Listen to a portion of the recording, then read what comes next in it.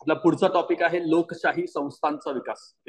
सुरुवातीच्या काळामध्ये नेहरू युगामध्ये लोकशाही संस्थांचा विकास कसा झाला या गोष्टी आता आपण पाहूया. पॉईंट नंबर 10 आहे आपल्या याच्यातला. नेहरू पक्के लोकशाहीवादी नेते होते. तर त्यांच्याबद्दलच्या काही गोष्टी बघा. वृत्तपत्रातून सरकारवरती जहाल टीका केली जात, पण वृत्तपत्र स्वतंत्र जपण्यात आले होते. त्यावेळेस वृत्तपत्रांचं स्वतंत्र जपण्यात आलं होतं. बीबीसीनं एक शॉर्ट फिल्म बनवली म्हणून त्याच्यावरती छापे मारले जात नव्हते. आता जसं होतं तसं त्यावेळेस वृत्तपत्रांना तेवढं स्वतंत्र होतं. पुढे विरोधी पक्षांना मोकळीक होती.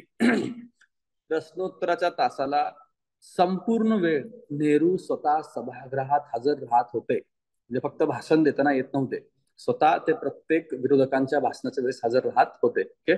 पुढचा मुद्दा आहे जमीन सुधारणाविषयी न्यायालयाने अनेक वेळा विरोधी मते दिली, पण त्यांचे स्वतंत्र अबाधित राहिले. न्यायालयाला पण स्वतंत्र देण्यात आलेलं होतं, त्यात कधीच ढवळाढवळ झालेली नाही. ती पहिल्यांदा झाली ती इंदिरा गांधींच्या काळात. त्याच्यानंतर मंत्रिमंडळाच्या चर्चा करूनच ते निर्णय घेतले जात असत. ओके. पुढचा मुद्दा बघा. चिंतामणराव देशमुखांचे एक उदाहरण दिलेलं आहे. 1950 ते 56 या काळात ते आपले अर्थमंत्री राहिलेले आहेत. मंत्रिमंडळाचे प्रमुख असणारे नेहरू सौजन्यशील, सामंजस्य व लोकशाही वृत्तीचे आहेत. त्यांनी आपले निर्णय कधीच सहकाऱ्यांवरती लादले नाहीत. बहुतेक सर्व निर्णय सर्वसंमतीने घेतले जात. पुढे आपला शेजारी, प्रतिस्पर्धी व विरोधक यांच्याशी वर्तन करण्याची व त्याच्याविषयी विचार करण्याची एक विशिष्ट अशी पद्धत म्हणजे लोकशाही. लोकशाही बद्दल नेहरूंचं काय मत आहे ते बघून घ्या. त्याच्यानंतर पुढे नेहरू आणि लष्कराबद्दल बघूया.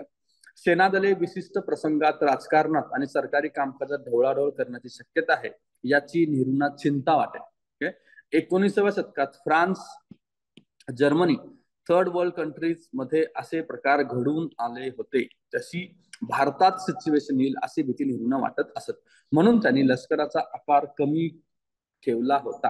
1954 पासून अमेरिकेने पाकिस्तानला शस्त्रास्त्रे पुरवण्यास सुरुवात केली, तरी नेहरूंनी लष्करावरील खर्च कमीच ठेवला. जीडीपीच्या 2% पेक्षाही कमी खर्च त्या काळात लष्करावरती होत होता.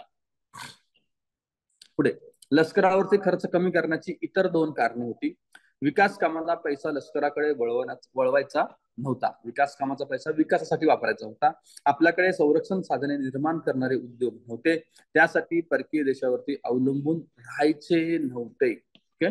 लष्करावरचा खर्च त्यावेळेस का कमी होता, ही 2 कारणं. आणि प्लस नेहरूंना वाटायचं की लष्कर सरकार ताब्यात घेऊ शकते, या भीतीमुळे सुद्धा लष्कर वाढवलेलं नाही. हे 3 मुद्दे लक्षात घ्या. पुढे प्रशासनाची संरचना.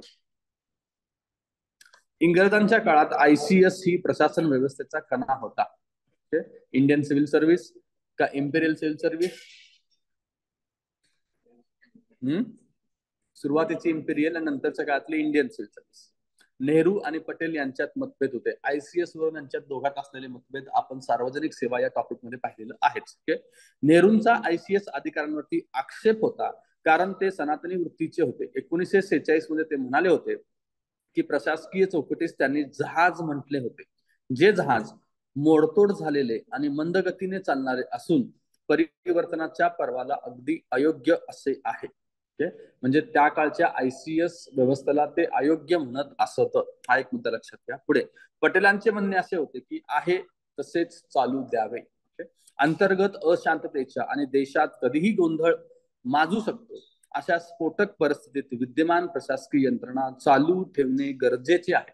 यांचं मत काय होतं, ते गरजेचं आहे, त्याच्याशिवाय आपल्याला पर्याय नाही, ते ठेवावं. कॉन्स्टिट्यूंट असेंब्लीमध्ये या अडचणीच्या कालखंडात मी त्यांच्याबरोबर काम केले आहे. त्यांना काढून टाकल्यावर देशभर गोंधळ माजेल. गेल्या 2-3 वर्षात या सेवक वर्गाने निष्ठापूर्वक आणि देशभक्तीने काम केले नसते तर आपले संघराज्य केव्हाच कोलमडून पडले असते. हे स्टेटमेंट कुणाचे आहेत, काय आहेत विचारलं जाऊ शकतं. ICS बद्दल दोघांची मतं कशी विरोधी होते हा सुद्धा प्रश्न विचारला जाऊ शकतो. तर आपल्याला त्याच्याबद्दलची माहिती असायला हवी, आणलं पाहिजे. एनिवेज ही मतं तुमच्या लक्षात आली. आता पुढे जाऊया आपण विज्ञान आणि तंत्रज्ञान विकासाकडे जाऊया. पुढचा आपला मुद्दा आहे विज्ञान तंत्रज्ञान विकास. जानेवारी 1938च्या इंडियन सायन्स काँग्रेस मध्ये नेहरूजी काय म्हणतात बघा. एका समृद्ध देशात लोकांची उपासमार होत आहे. भूक, दारिद्र्य, स्वच्छतेचा अभाव, निरक्षरता अंधश्रद्धा तसेच भयावह रीतिरिवाज आणि परंपरा या समस्यांचे निराकरण फक्त विज्ञानाद्वारेच होऊ शकते. कुणाचं वाक्य आहे विचारलं जाईल. आणि तुम्हाला विज्ञानावरती जर एसे आला तर तिथे सुद्धा हे तुमच्या फायदेशीर ठरू शकतं. नेहरूंना तेच मी आपण डिस्कस केलं होतं ना, इस्रोवरती या सगळ्या गोष्टींवरती नेहरू तुम्ही खर्च का करताय असा प्रश्न विचारला जायचा. तेव्हा नेहरू उत्तर द्यायचे की या गोष्टींसाठी सुद्धा विज्ञानच आपल्याला हेल्प करणार आहे. पुढे 1958 मध्ये लोकसभेमध्ये वैज्ञानिक धोरण मांडलं गेलं होतं. 1958 लक्षात घ्या, वैज्ञानिक धोरण तेव्हाच मांडलं गेलेलं होतं. त्याच्यानंतर पुढे बघा, 4 जानेवारी 47 मध्ये राष्ट्रीय पदार्थ विज्ञान प्रयोगशाळा हा प्रश्न विचारून झाला. एनपीएल. पदार्थ विज्ञान म्हणजे फिजिक्स. नॅशनल फिजिक्स लॅबोरेटरीची स्थापना करण्यात आली. त्यानंतर एका पाठोपाठ 17 राष्ट्रीय प्रयोगशाळांचे जाळे उभारण्यात आले होते. S&T म्हणजे सायन्स अँड टेकचे महत्व लक्षात घेऊन नेहरूंनी स्वतः CSIR चे अध्यक्षपद स्वीकारले होते.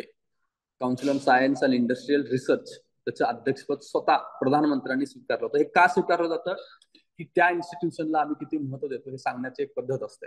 ते डायरेक्टली मला रिपोर्ट करेल हे दाखवण्यासाठी. जसं की आधी आपण बघितलं की न्यूक्लिअर कमिशन असो, आपलं इस्रो असो, DRDO असो, या सुरुवातीच्या काळामध्ये त्याचं अध्यक्षपद सुद्धा प्रधानमंत्र्यांकडे काही काळ होतं, कारण त्याचं महत्व अधोरेखित करायचं. आणि मला वाटतं की CSIRचं अध्यक्षपद आजही प्रधानमंत्र्यांकडे आपण ठेवलेलं आहे. वैज्ञानिक संस्थांना अर्थसहाय्य आणि मार्गदर्शक करण्याचं काम CSIR करत असते. तर नॅशनल फिजिक्स लॅबोरेटरी लक्षात ठेवा, एकदा विचारून झालेला आहे तो 47चा.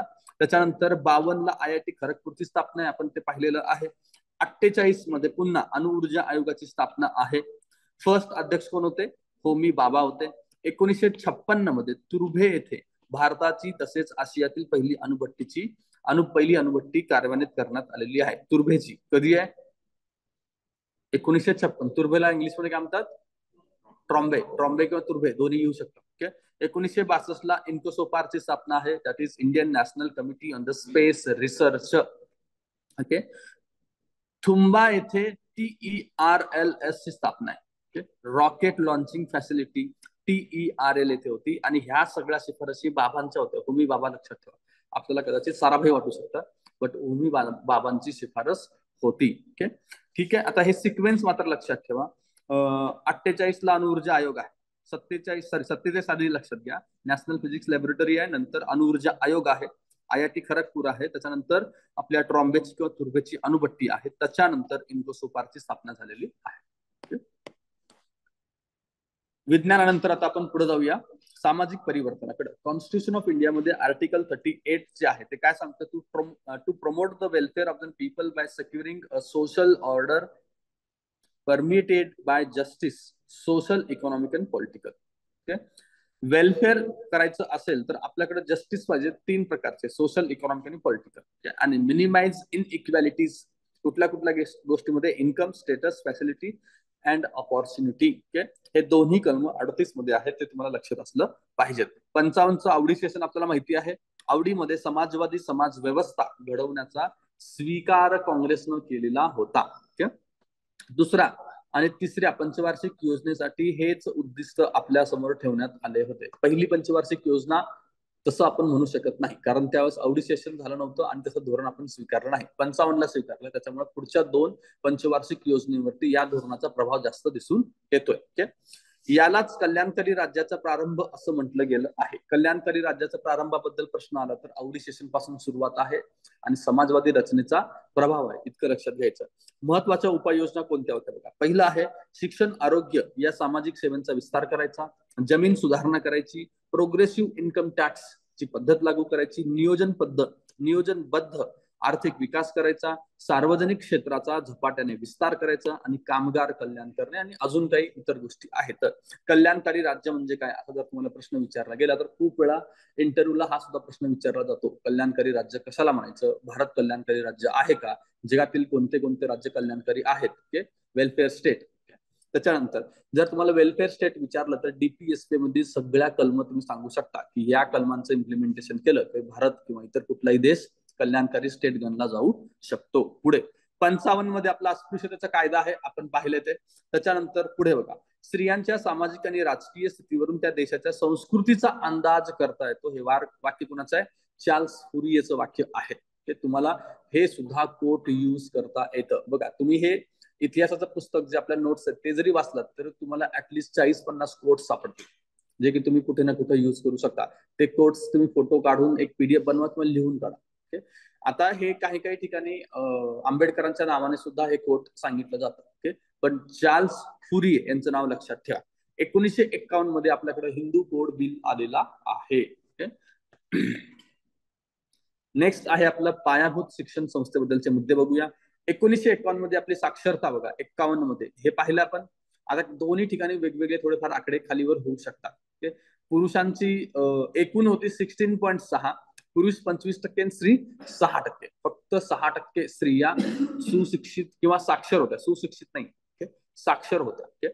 त्याच्यानंतर हा एक फरक पण तुम्हाला लक्षात येतो ना, सुशिक्षित असणं आणि साक्षर असणं याच्यात खूप फरक आहे.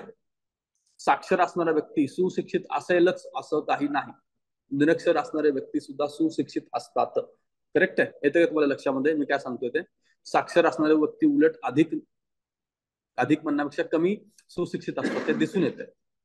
जे लाईफचं विजडम आहे किंवा आजूबाजूच्या गोष्टींवरून जे लोक शिकतात त्याला सुद्धा शिक्षणच म्हटलं पाहिजे ना. त्याला बाराखडी आलीच पाहिजे याचा काही संबंध नाही. निरक्षर असणारे खूप साऱ्या व्यक्ती सुशिक्षित आहेत, आपल्या आजूबाजूला आपल्याला दिसून येतात. कधी कधी आपल्या आजोबांशी आजीशी बोलताना बघा की त्यांना कळतं ते किती अधिक सुशिक्षित आहेत आणि आपण किती मागास आहोत ते दिसून येतं. तर त्याचा काय संबंध नाहीये हे लक्षात घ्या. पुढे कॉन्स्टिट्यूशन ऑफ इंडियाच्या DPSP मध्ये आर्टिकल 45 आहे, हे बदललं आता. 14 वर्षापर्यंत मोफत व सक्तीचं शिक्षण देणं त्याच्यात आपण मेन्शन केलं होतं, त्याच्यात आपण अमेंडमेंट केली आता. तर सुरुवातीस 61 पर्यंत असे टार्गेट ठेवण्यात आले होते. 1961 पर्यंत द्यायचंय कॉन्स्टिट्यूशन मध्ये, तेही मेन्शन होतं. त्यानंतर आपण जे अमेंडमेंट केली 86 अमेंडमेंट खाली आहे 2002 ची, आणि ते अमेंडमेंटचं बिल कितवं होतं? 93rd. 2001 ला ते बिल आपण मांडलेलं आहे, 93rd अमेंडमेंट बिल आणि 86 अमेंडमेंट ऍक्ट. वर्ष दोन्हीचे पण लक्षात घ्या. 1951 ते 61, 1951 ते 61 शाळेतील मुलांची संख्या दुप्पट झाली, मुलींची संख्या तिप्पट झाली. जनरली आपल्याला उलट झालंय असं वाटू शकतं. या 10 वर्षामध्ये मुलांची संख्या दुप्पट आहे आणि मुलींची तिप्पट आहे. याला कारण पण आहे की सुरुवातीच्या काळामध्ये मुलींचं प्रमाण कमी असणार आहे, तर ते वाढणं सुद्धा स्वाभाविक आहे. त्याच्या पुढे स्वातंत्र्याच्या वेळी एकूण 18 विद्यापीठे होती. असा साधा सिंपल प्रश्न येऊ शकतो. भारत स्वतंत्र झाला तेव्हा किती विद्यापीठे होती? 18. 1864 मध्ये किती झाली आहेत? 54. 18 तरी 54, 3 पट वाढ झालेली आहे. विद्यापीठांमध्ये विद्यापीठे 3 पट झाली, हे सुद्धा लक्षात घ्या. मुलींची संख्या 6 पटीनं वाढली. उच्च शिक्षण घेणाऱ्या मुलींबद्दल चाललंय बरं का. उच्च शिक्षण घेणाऱ्या मुलींचं प्रमाण 6 पटीनं 64 पर्यंतचा हिशोब मांडला तर 6 पटीनं वरती आपण काय बघितलं? शाळेत मुलींचं प्रमाण तिप्पट वाढलंय. स्वाभाविक आहे ना, उच्च शिक्षण घेणारे कमीच असणार, ते वाढणं पट जास्त दिसू शकते. आणि एकूण 22% झाली होती. उच्च शिक्षण घेणाऱ्या मुलींचं प्रमाण 22% झालेलं होतं. पुढे पण साक्षरतेमध्ये वाढ म्हणावी तशी फारशी झाली नाही. 1991 मध्ये आपण 52% वरच पोहोचलो. 51 ला आपण किती होतो? 16% होतो. 51 ला 40 वर्षानंतर सुद्धा आपण 52% साक्षरता मिळवू शकलो होतो. आणि 2001 ला 65% आणि 11 ला 73% पर्यंत आपण पोहोचलो आहोत. म्हणजे साक्षरतेचा दर आपला तसा स्लो आहे, कमीच आहे. पुढे सामाजिक विकास योजना बघूया आपण. ही योजना पहिली आपल्याला माहिती आहे, CDP म्हणतो आपण त्याला, कम्युनिटी डेव्हलपमेंट प्रोग्राम, सामुदायिक विकास कार्यक्रम. कधीचा आहे? 1952 पासून सुरुवात झालेली आहे. ग्रामीण विकासाशी संबंधित हा प्रोग्राम होता. ग्रामीण भारताचा स्तर उंचावणे याचा मुख्य उद्देश होता. योजनेचा मुख्य भर कशावरती आहे बघा? आत्मनिर्भर, स्वावलंबन, जनतेचा सहभाग आणि जबाबदारीची जाणीव, हे 4 मुद्दे लक्षात घ्या. कम्युनिटी डेव्हलपमेंट प्रोग्रामचे मुख्य भर कशावरती? त्याचा प्रश्न येऊ शकेल आणि खाली हे 4 ऑप्शन येतील. तसं आपल्याला काय एलिमिनेट करायचं नाहीये. हे तिन्ही मुद्दे आत्मनिर्भर, स्वावलंबन, जनतेचा सहभाग आणि जबाबदारीची जाणीव सुद्धा आहे. चौथा पॉईंट आपल्याला थोडस योग्य वाटणार नाही. पुढे स्वतःच्या कल्याणासाठी चालवलेली लोक चळवळ हे तिचे मूलतत्व होते. लोक चळवळ त्याचं मूलतत्व आहे. नेहरू काय म्हणतात बघा? लोकशक्ती मुळातून जागृत करणे हे या योजनेचे उद्दिष्ट आहे, असं नेहरूंचं म्हणणं होतं. नेहरू कुठल्या योजनेबद्दल असं म्हणतात, असा प्रश्न येऊ शकतो. ओके, तर लक्षात घ्या CDP बद्दल आहे ते. 1953 मध्ये नॅशनल एक्सटेन्शन प्रोग्राम सुरू झाला. वरच्या CDP लाच हेल्प करण्यासाठी आपण नॅशनल एक्सटेन्शन प्रोग्राम सुरू केले. नावातच काय एक्सटेन्शन आहे ती योजना एक्सटेंड करायची, अधिक लोकांपर्यंत पोहोचवण्यासाठी पुढच्याच वर्षी आपण 53 ची सुरुवात केलेली होती. नेहरू वरील दोन्ही योजनांचा उल्लेख करत असताना नेहमी कसं करतात बघा, नवीन गतिशीलता, महान क्रांती, भारताच्या उसळत्या जीवनाचे प्रतीक, ओके, या योजनेचा उल्लेख करताना वारंवार नेहरू या शब्दांचा वापर करत असत. ज्या ठिकाणी त्यांची भाषणं होतात त्या ठिकाणी हे शब्द वापरत असत. तर हे कोणत्या योजनेबद्दल आहे असं विचारले की आपल्याला माहिती असलं पाहिजे. पण या योजना अपयशी ठरल्या आणि नेहरू 1963 मध्ये म्हणतात ही योजना खरे तर युगाने युगे गर्तेत फसलेल्या शेतकऱ्याला यातून बाहेर काढण्यासाठी होती. प्रत्यक्षात मात्र ती योजनाच आज गर्तेत गेली आहे. 1963 मध्ये नेहरू माझी योजना फेल झाली आहे हे मान्य करू शकतात, पण आपण आपली डिमॉनिटायझेशनची स्कीम फेल झाली आहे मान्य करू शकत नाही. ओके, तेवढं धारिष्ट लागतं की मी सुरू केलेली योजना फेल झाली आहे मान्य. ओके, ते मान्य सुद्धा इथे करतात. 1963 ला मान्य करतात. पुढे बघा, 1959 पंचायत राज व्यवस्था सुरू करण्यात आली. पहिली पंचायत राज व्यवस्था कुठे? राजस्थान, आपल्याला माहिती आहे. 1959 एक लक्षात घ्या. ओके, आता याच्यानंतर आपण जाऊया परराष्ट्र धोरणाकडे. परराष्ट्र धोरणावरती आधी 1-2 वर्षापूर्वी तुम्ही जर PYQ पाहिला तर प्रश्न खूप वेळा येऊन गेलेला आहे. तर कुठल्या देशाशी आपण कशा प्रकारची मदत केली हे प्रश्न विचारले जातात, तर ते बघून घ्या. परराष्ट्र धोरणामध्ये बघा, गटनिरपेक्ष आणि अलिप्ततावादी हे 2 धोरण मुख्य आहेत आपले. आपल्याला जर प्रश्न विचारला, जनरली MPSCच्या इंटरव्ह्यू मध्ये आपल्याला इंटरनॅशनल रिलेशनचा अभ्यास नसतो, त्यामुळे कधी कधी इंटरव्ह्यू मध्ये इंटरनॅशनल रिलेशन वरती प्रश्न विचारला जाऊ शकतो. जर तुम्ही इंटरची तयारी कोण करत असाल तर इंटरनॅशनल रिलेशनचं एक UPSC वाले जे पुस्तक वापरतात ते वाचून जातं. थोडं बहुत आपल्याला माहिती असणं अपेक्षित आहे. आपलं सध्या धोरण कसं आहे हा विचारलं जाऊ शकतं. आजही आपलं धोरण गटनिरपेक्ष किंवा अलिप्ततावादी आहे, जरी वरून भासत असलं की आपण अमेरिकन धार्जिन आहोत असं नाही. या स्वातंत्र्यानंतरचं जर आपण इंटरनॅशनल रिलेशन बघितलं तर मुद्दा कुठं होता? अमेरिकेच्या बाजूने जायचंय की रशियाच्या बाजूने जायचंय? अख्खं जग या 2 गटामध्ये विभागलेलं होतं. बट नेहरूंनी त्यावेळेस कुठलं धोरण स्वीकारलं? अलिप्ततावादी. ना अमेरिका ना रशिया, आम्ही आमचं धोरण फॉलो करणार आहोत. जिथे आम्हाला जास्त योग्य वाटेल किंवा आमचा जास्त जिथे फायदा आहे त्या ठिकाणी त्या बाजूने आम्ही थांबणार आहोत, आणि जिथे चुकीचं घडतंय त्याच्या विरोधात पण आम्ही जाऊ, आणि जिथे योग्य घडतंय त्याला आम्ही समर्थन पण देऊ. आज आपलं सुद्धा तेच आहे. आपण रशिया आणि अमेरिका दोघांची सुद्धा मदत घेतो किंवा दोघांना मदत सुद्धा करतो. ओके, आणि जिथं शांत बसायचं तिथं आपण शांत सुद्धा बसतो, कारण हे इंटरनॅशनल रिलेशन मध्ये तसं करणं गरजेचं सुद्धा आहे. ओके, आता सुरुवातीला ते कसं डेव्हलप झालं ते बघूया. फक्त हे 2 शब्द लक्षात घ्या, गटनिरपेक्ष आणि अलिप्ततावादी. ओके, जॉन फॉस्टर डल्लस नावाचा एक व्यक्ती आहे, तो आपल्या अलिप्ततावादीला म्हणतो की अनैतिक अलिप्ततावाद, असं त्यांनी त्याच्यावरती टीका केलेली आहे. भारताच्या अलिप्ततावादास खालील प्रकारे टीका कोणी केली आहे? तर जॉन फॉस्टर डल्लस. ओके, अनैतिक अलिप्ततावाद. आंतरराष्ट्रीय लष्करी करार, त्या काळात काही लष्करी करार झाले होते. कुठल्या देशांनी कुठला लष्करी करार स्वीकारलाय त्याच्यावरून खूप काही गट निर्माण झाले होते. विशेष करून 2च गट निर्माण झाले होते ते बघा. आता एक आहे बगदाद करार, दुसरा आहे मनिला करार, तिसरा आहे SEATO, South East Asian treaty organization नावाची एक करार होता, आणि सेंटो, सेंट्रल ट्रिटी ऑर्गनायझेशन, असे 2 करार होते. तर सियाटो आणि सेंटो वरती प्रश्न विचारून झालेला आहे. एक तर त्याचं फुल फॉर्म तुम्हाला लक्षात असलं पाहिजे. सियाटो मध्ये बघा पूर्व आणि पश्चिम आशियाई देश पण याच्यात समाविष्ट होते बरं का. नावात काय साऊथ ईस्ट एशियन आहे, पण त्याच्यामध्ये पूर्व आणि पश्चिम वाले पण होते हे लक्षात घ्या. काही देश होते, सुरुवात तिथून झाली साऊथ ईस्ट पासून, पण नंतर हे देश पण आले. आणि सेंटो मध्ये मध्य युरोपातील, नावाच आहे सेंट्रल, त्याच्यावर ते मध्य युरोपातील देश होते. हे 2 ट्रिटी आणि त्या समावेश असणारे देश लक्षात घ्या. त्याच्या पुढे बघा, अलिप्ततावादी राष्ट्रांच्या गटातील सदस्य देशांची संख्या वाढली. कारण काय? एक देश एक मत तत्व होतं. अलिप्ततावादी राष्ट्राची संख्या का वाढत गेली हे, आणि USSR ची ही त्याला मदत मिळत होती. अलिप्ततावादी राष्ट्राच्या गटाला USSR ची मदत होती. त्यांचं मत होतं की इधर तुम्ही आमच्या ग्रुपमध्ये या किंवा स्वतंत्र राहा, पण अमेरिकेच्या गटामध्ये जाऊ नका. ओके, पुढे भारताच्या परराष्ट्र नीतीची मूलभूत उद्दिष्टे कोणती आहेत?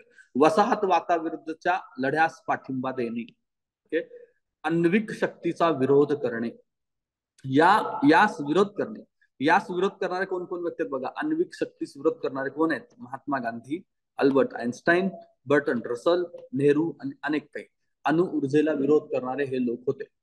अणु ऊर्जा आयोग जरी स्थापन करून ठेवला होता तरी नेहरू म्हणत होते की या ऊर्जेचा उपयोग आपल्याला ऊर्जासाठी म्हणजे लाईटसाठी पॉवरसाठी करायचा आहे, ना की विध्वंसक शस्त्रे तयार करण्यासाठी. त्यांनी असंही त्या तिथल्या सायंटिस्टला सांगितलं होतं की तुम्ही तुमचे फॉर्म्युले तयार करून ठेवा बॉम्ब बनवण्याचे किंवा इतर काही गोष्टी करण्याच्या. हे आम्ही जेव्हा सांगू तेव्हा आम्हाला तुम्ही बनवून देता आलं पाहिजे, पण तोपर्यंत तुम्ही एनर्जीसाठी त्याचा उपयोग करणार आहात. माओने संभाषणात एकदा नेहरूंना काय म्हणलं होतं बघा. माओ नेहरूंना म्हणतो की अणुयुद्ध हे समाजवादाच्या दिशेने होणाऱ्या अटळ वाटचालीतील केवळ पुढचे पाऊल आहे. या युद्धात 30 कोटी चिनी ठार झाले तरी 30 कोटी चिनी वाचतील. याचा अर्थ ते म्हणतात की आम्ही युद्धाला तयार आहोत. ओके. आज आपल्याला लोकसंख्येचा प्रश्न समोर आल्यानंतर लोक म्हणतात ना, एक बॉम्ब टाकून निम्मे लोक संपवा, तर ते माओवादी विचाराचे आहेत, इतकं लक्षात घ्या. माओ हे म्हणतं त्यावर लक्षात घ्यायचं. पुढे मार्च 1947 मध्ये आशियाई संबंध परिषद. आता इथून ज्या परिषदा झाल्या आहेत त्याच्या परिषदेचा सिक्वेन्स लक्षात घ्या. 47ला आशियाई संबंध परिषद कुठे आहे? दिल्ली. नेहरूंची प्रेरणा होती याला. 20हून अधिक देश याच्यात सामील झाले होते आणि मुख्य रोख या परिषदेचा होता आशियाई खंडाचे स्वातंत्र्य. जागतिक व्यासपीठावरती या खंडातील देशाच्या मतास सन्मान मिळाला पाहिजे. मुख्य प्रश्न कुठं असला पाहिजे? आशियाई आणि आफ्रिकन देश यांना आपल्या बाजूने ओढण्याची ती लढाई सुरू होती. त्यामुळं नावातच आशियाई असल्यामुळे ते उद्देश असणं स्वाभाविक आहे. त्याच्यानंतर 48 मध्ये एक परिषद झाली, हिंदी महासागराभोवतालच्या देशाची परिषद आहे. 1947 आशियाई झाली आणि 48ला हिंदी महासागराभोवतालच्या देशांची परिषद झाली. याच्यामध्ये बघा, होलंडने वसाहत म्हणून इंडोनेशिया पुन्हा कब्जा करण्याचा प्रयत्न केला. तेव्हा नेहरूंनी हिंदी महासागराच्या काठावरील सर्व देशांना आमंत्रित केले. होलंडच्या जहाजांना कोणत्याही प्रकारची सुविधा द्यायची नाही असा ठराव मंजूर झाला. त्याची एक प्रत युनोकडे देखील पाठवण्यात आली होती. युनोच्या सेक्रेटरीट काउन्सिलने युद्धावरती बंदी आणलेली होती.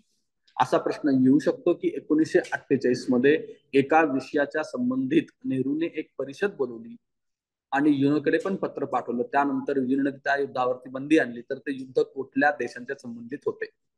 एक आहे आपलं होलंड किंवा डच, आणि कशावरती कब्जा आहे? इंडोनेशिया. होलंड आणि इंडोनेशिया हे दोन देश लक्षात घ्या. त्याच्यानंतर पुढे परिषद आहे आपली 1954 ची कोलंबो आशियाई नेत्यांची परिषद. वरती कुठे भरली आहे? दिल्लीला.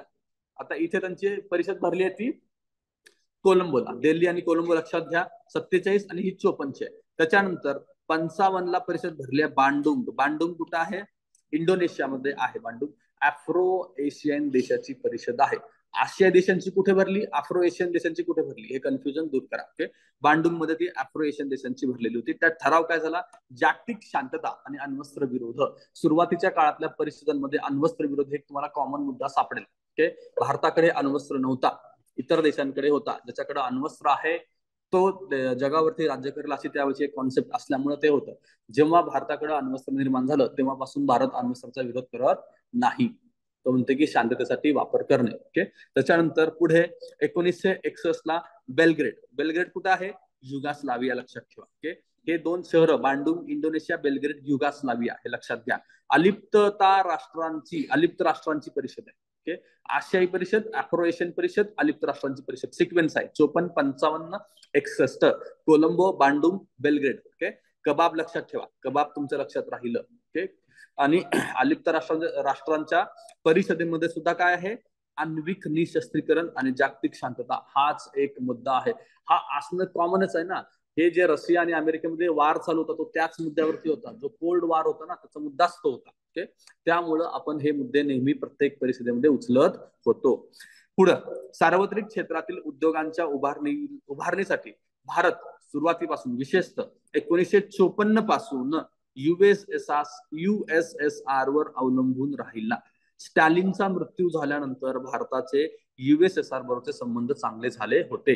सुरुवातीच्या काळात मात्र स्टॅलिन बरोबर संबंध थोडेसे चांगले नव्हतेच, कारण त्याला अजूनही तेव्हा स्टॅलिनला वाटायचं की हे अजूनही ब्रिटिश धार्जिणे किंवा अमेरिकन धार्जिणे आहेत. जसं स्टॅलिनचा मृत्यू झाला त्यानंतर मात्र रिलेशन वाढत गेले आहेत, कारण USA ने अशा प्रकारची मदत नाकारली होती. कशा प्रकारची? उद्योगधंदे उभारण्यासाठी आम्हाला मदत करा. कुठे? सार्वजनिक क्षेत्रात. युएसएसआर करणार आहे, कारण सिमिलर पद्धत त्यांच्याकडे. अमेरिकाने नाकारलं, कारण त्यांच्याकडे कशी आहे? ओपन इकॉनॉमी आहे. समाजवादापेक्षा ते भांडवलशाहीला जास्त महत्व देतात, त्यामुळे त्यांनी नाकारणं स्वाभाविक पण होतं. पुढे, भारताने अलिप्त राहून डाव्या तसेच उजव्या गटातील देशांकडून लष्करी साहित्य मिळवलेलं आहे. आपण अलिप्त राहिलो, कुठल्याही देशातला असो, आम्हाला फरक पडत नाही, आम्हाला मदत होईल, त्यांच्याशी आम्ही करार करू. या मुद्द्यांवरून खाली हे कुणाकडून आपण काय घेतलंय याच्यावरती दोनदा प्रश्न येऊन गेलाय. तो आधीच्या काळात 14-15च्या टाइम मध्ये असे प्रश्न विचारले जात असत, पण तरी माहिती घेऊन घ्या. फ्रान्स कडून आपण विमाने मिळवली होती, त्यावेळेस त्यांची नावं होती तुफानी आणि मिस्टियर. ओके, तुफानी आणि मिस्टियर लक्षात ठेवा. तोफा, ब्रँड नावाच्या तोफा मिळवल्या होत्या, आणि ऑलोएथ नावाचे हेलिकॉप्टर्स आपण मिळवलेले आहेत. आता हे कुणाकडून मिळवलं असा प्रश्न येऊ शकतो, किंवा जोड्या लावायला येऊ शकतो. पुढे, इंग्लंड कडून आपण काही विमानं मिळवली आहेत, तर त्यामध्ये बघा विमानांची नावं काय आहेत? हंटर, कॅनबेरा, नॅट, शत्रूची विमाने अडवणारे नॅट नावाचे, आणि मालवाहू विमान आहे HS-748, आणि हॅम्पायर निर्मितीचं तंत्र आहे. हॅम्पायर नावाचं विमान निर्मिती करण्याचं तंत्र त्यांनी आपल्याला दिलेलं होतं. बंदुका, स्टर्लिंग कार्बाईनची बंदुका त्यांच्याकडून आपण घेतल्या आहेत, आणि रणगाडा कुठला घेतला होता? विजयंता नावाचा रणगाडा आपण इंग्लंड कडून घेतलेला होता. ओके, पुढे अमेरिकेकडनं काय मदत मिळाली बघा. विमाने कुठली आहेत आपल्याला?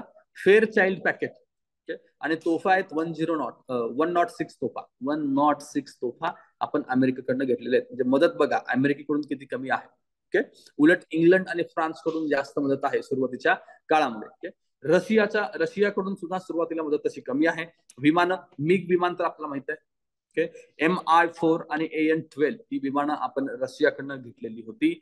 जर्मनीकडून आपण शक्तिमान ट्रक्स घेतलेले आहेत. सुरुवातीच्या काळामध्ये जे ट्रक्स वापरले जायचे ते शक्तिमान ट्रक्स कुणाकडून घेतलेत? जर्मनीकडून घेतलेले आहेत. जपानकडून आपण निसान मालवाहू मोटार्स आणि जोंगा जीप जपानकडून घेतल्या होत्या. स्वीडनकडून L-70 विमानवेधी तोफा आपण मिळवलेल्या आहेत. कुठल्या देशांकडून काय मिळवलं हे लक्षात घ्या. एक दोनदा प्रश्न येऊन गेला आहे, म्हणून इम्पॉर्टंट आहे. वरच्या परिषदा मात्र खूप इम्पॉर्टंट आहेत, त्या खूप वेळा विचारल्या आहेत, त्याला स्टार करून ठेवा. ओके, त्याच्यानंतर पुढे 1964 आणि 65 भारत आणि रशिया शस्त्र संबंधी करार. 64 आणि 65 असं 2 वर्षामध्ये आपण 2 करार रशियाशी केलेले आहेत. हरित क्रांतीबाबतच्या तंत्रज्ञानास अमेरिकेने मदत केलेली होती, एक लक्षात घ्या. ओके ओके, आता आंतरराष्ट्रीय स्तरावरील भारताची कामगिरी आपण आता बघूया. त्यातलं पहिलं आहे ते आपलं कोरियाचं युद्ध. कोरियाच्या युद्धामध्ये भारताची भूमिका काय होती त्याच्याबद्दलचा थोडा आपण आता इथं अभ्यास करूया. उत्तर कोरिया वर्सेस दक्षिण कोरिया युद्ध आहे. याच्यात उत्तर कोरिया कसा आहे? साम्यवादी विचाराचा आहे. दक्षिण कोरिया कसा आहे? पाश्चात्य विचारधाराचा, म्हणजे विशेष करून भांडवलशाही विचाराचा आहे. आता सध्या डेव्हलप कोण आहे? दक्षिण कोरिया. ओके, उत्तर कोरियावरती अजून त्यांचा हुकुमशहा आहे तो, त्याच्यामुळे तो साम्यवादी विचाराचा कोण आहे आणि पाश्चात्य विचाराचा कोण आहे तुम्हाला लक्षात येऊन जाईल. 1950 मध्ये उत्तर कोरियाने दक्षिण कोरियावरती आक्रमण केलं. आक्रमण कुणी कुणावरती केलंय? एक्सचेंज करू शकतात, तर उत्तर कोरियानं दक्षिण कोरियावरती केलंय, हे लक्षात घ्या. ओके, तेव्हा सिक्युरिटी काउन्सिलमध्ये भारताने अमेरिकेस पाठिंबा दिला. उत्तर कोरियास आक्रमक ठरवले आणि युद्धविरामाची मागणी केली. अमेरिकेनं उत्तर कोरियानं चुकीचं केलं असं एक मत मांडलं आणि आक्रमक देश त्यांना ठरवलं होतं. त्यास भारताने पाठिंबा दिला, कारण ती गोष्ट थोडीशी वेगळी होती. उत्तर कोरियाने आक्रमण केलं आणि उत्तर कोरिया साम्यवादी आणि भारत सुद्धा त्यावेळेस साम्यवादाचा जवळचा होता, तरी सुद्धा भारताने त्याला विरोध केलेला आहे. पुढे, पण नंतर जेव्हा दक्षिण कोरियास मदत करण्यासाठी ठराव आणला तेव्हा भारत तटस्थ राहिला. या संघर्षात भयशक्तीने दूर राहावे असे त्याचं मत होतं. तुम्ही इथे मध्यस्थी करू नका, दोघांमध्ये हे युद्ध सॉल्व्ह होऊ दे, कारण नेहरूंचं किंवा त्यावेळच्या भारताचं मत काय होतं की इतर राष्ट्र याच्यात इन्व्हॉल्व्ह झाले तर युद्धाचं स्वरूप मोठं होईल, त्या दोघांमध्येच ते युद्ध राहिलं पाहिजे, या मताचा भारत होता. युनायटेड नेशन्स ऑफ ऑर्गनायझेशनच्या अमेरिकन तुकडीचा प्रमुख जनरल मॅकर्थीने उत्तर कोरियन फौजांना दक्षिण कोरियातून हुसकावून आणि उत्तर कोरियात प्रवेश केला. हे त्यांनी दक्षिण कोरियाच्या सैन्यानं मागं हुसकावलं आणि अमेरिकन सैन्य कुठं घुसलं? उत्तर कोरियामध्ये घुसलेलं होतं. जनरल मॅकर्थी उत्तर कोरिया आणि चीनच्या सीमेकडे त्याने आगेकूच केली, तेव्हा चीनने अमेरिकन सैन्याला तेथून हुसकावलं. तर चीन उत्तर कोरियाला मदत करत होता हे आपल्याला लक्षात येतं, कारण तो सुद्धा साम्यवादी देश आहे. ओके, युनायटेड नेशनचा कोरियन आयोग त्यावेळेस स्थापन झाला होता. हे युद्धाच्या बाबतीत सोल्युशन काढण्यासाठी त्यावेळी त्याचे अध्यक्ष होते KPS मेनन, आपले VP मेनन नव्हे, KPS मेनन हे एक आपले भारतीय व्यक्ती आहेत की त्या आयोगाचे अध्यक्ष झाले होते. आणि हा आयोग कधीचा आहे? 1947चा कोरियन आयोग विचारला तर आपल्याला माहिती असला पाहिजे. ओके. आणि 53ला समझोता झाला उत्तर कोरिया दक्षिण कोरियामध्ये, जो समझोता झाला त्या समझोतेचा मसुदा कृष्णा मेनन यांनी तयार केला होता. ओके. KPS मेनन आणि कृष्णा मेनन ही दोन नावं लक्षात घ्या. ओके. कोरियन युद्धाशी संबंधित आहेत, हे मुद्दे लक्षात आले पाहिजेत. पुढे युद्ध कैद्यांची अदलाबदल करण्यासाठी नेमण्यात आलेला जो आयोग आहे त्याचे अध्यक्ष कोण होते? General Thimayya. Okay. General Thimayya तुम्हाला माहिती आहे कोण आहे? आपल्याला आर्मीमध्ये एक फील्ड मार्शल नावाची एक हे असतं, ऑनररी पोस्ट आहे फील्ड मार्शल. हे आजपर्यंत दोघांना मिळाले. एक आहे जनरल थिमय्या आणि दुसरे आपले मानेकशॉ. या दोघांनाच ते फील्ड मार्शल नावाची, म्हणजे खूपच जास्त म्हणजे मोठं काम केलं असेल तर त्यांना हे ऑनररी पद आपल्याकडे दिलं जातं. तर हे जनरल थिमय्या आहेत. ओके. पुढे या युद्धात भारताने उत्तर कोरियाला आक्रमक ठरवून USSR व चीनचा रोष ओढवून घेतला होता. ओके. उत्तर कोरियाला भारताने आक्रमक ठरवलं, त्यामुळे USSR पण नाराज झाला आणि चीन पण नाराज झाला. स्वाभाविक आहे, ते त्या गटामध्ये होते. चीनला आक्रमक ठरवण्यास नकार देऊन अमेरिकेचा रोष ओढून घेतला. त्यानंतर आपण चीननं हेल्प केली उत्तर कोरियाला आणि अमेरिकेला हुसकावून लावलं. तेव्हा मात्र आपण चीनला आक्रमक म्हणलो नाही, कारण चीन आपल्या शेजारी आहे. त्याला आक्रमक म्हणलं की ते आपल्यावरती धावून आला असता, त्यामुळे आपण त्याला काही बोललो नाही. आधीपासूनच भारताची चीनला गोंजारण्याची भूमिका होती, कारण नेहरूंचं मत होतं की याला अंगावरती घेण्यात काहीच पॉईंट नाही, आपण आपली डेव्हलपमेंट केली पाहिजे. ओके. तो त्या मताचा आहे, आमचे 30 करोड जातील आणि 30 करोड राहतील, आपण असं म्हणून चालणार नाही. त्यामुळं आपण चीनचा विरोध किंवा त्याचा भारतावरचा राग कमी करण्याचा नेहमी प्रयत्न केलेला आहे. ओके. हे कोरियन युद्धाबद्दलचं पूर्ण डिटेल लक्षात घ्या. त्यानंतर आपण जाऊया व्हिएतनाम. 1945 पासून व्हिएतनाम आणि फ्रान्स यांचे युद्ध चालू होते. कुणाचे युद्ध चालू आहे बघा? व्हिएतनाम आणि फ्रान्स. हे वसाहतवादी युद्ध होते. फ्रान्सच्या मदतीला अमेरिका उतरली तेव्हा ते साम्यवादी वर्सेस पाश्चात्यांचे युद्ध झाले. ओके. व्हिएतनाम आणि फ्रान्सचं युद्ध, त्यात अमेरिका फ्रान्सच्या मदतीला आली. ओके. पुढे नेहरूंनी पुढाकार घेऊन युद्धबंदीचे आव्हान केले. कोलंबो परिषदेतील आशियाई नेत्यांनी यासाठी 6 सूत्री योजना बनवली होती. 1954 मध्ये व्हिएतनामचा सुद्धा मुद्दा डिस्कशन मध्ये होता, हे एक लक्षात घ्या. पुढे बघा, इंडो आणि चीन विषयक जिनिव्हा परिषद भरली होती. इंडिया आणि चीनसाठीची जिनिव्हा परिषद भरलेली आहे. आशियाई देशांचा दृष्टिकोन समजावून सांगण्यासाठी कृष्णा मेनन यांना या परिषदेला पाठवलेलं आहे. पुढचं बघा, हे युद्ध थांबण्यासाठी, म्हणजे व्हिएतनाम आणि फ्रान्स यांचं युद्ध थांबण्यासाठी भारताने महत्वाची भूमिका पार पाडलेली म्हणून फ्रान्सचे PM कोण आहेत? पियरी मेंडस फ्रान्स यांनी जिनिव्हा परिषदेमध्ये 9 सदस्यांबरोबर 10वा सदस्य म्हणून भारताचा गौरव केला आहे. ओके. यांचं नाव विचारलं जाईल आणि ते कुठल्या युद्धाबद्दल बोलतात ते विचारलं जाऊ शकतं. व्हिएतनाम आणि फ्रान्स बद्दल चाललं आहे. चीनच्या विनंतीवरून भारताची आंतरराष्ट्रीय नियंत्रक आयोगावरती अध्यक्ष म्हणून नियुक्ती करण्यात आली. चीनने विनंती केली आणि आंतरराष्ट्रीय नियंत्रक आयोगावरती आपली अध्यक्ष म्हणून निवड करण्यात आली होती. परदेशातून म्हणजे लाओस, कंबोडिया, व्हिएतनाम मध्ये होणाऱ्या शस्त्रांच्या आयातीवरती लक्ष ठेवणे या कामाच्या आयोगाच्या कार्यकक्षेत समावेश होता. हे कशासाठी होता? आंतरराष्ट्रीय नियंत्रण आयोग.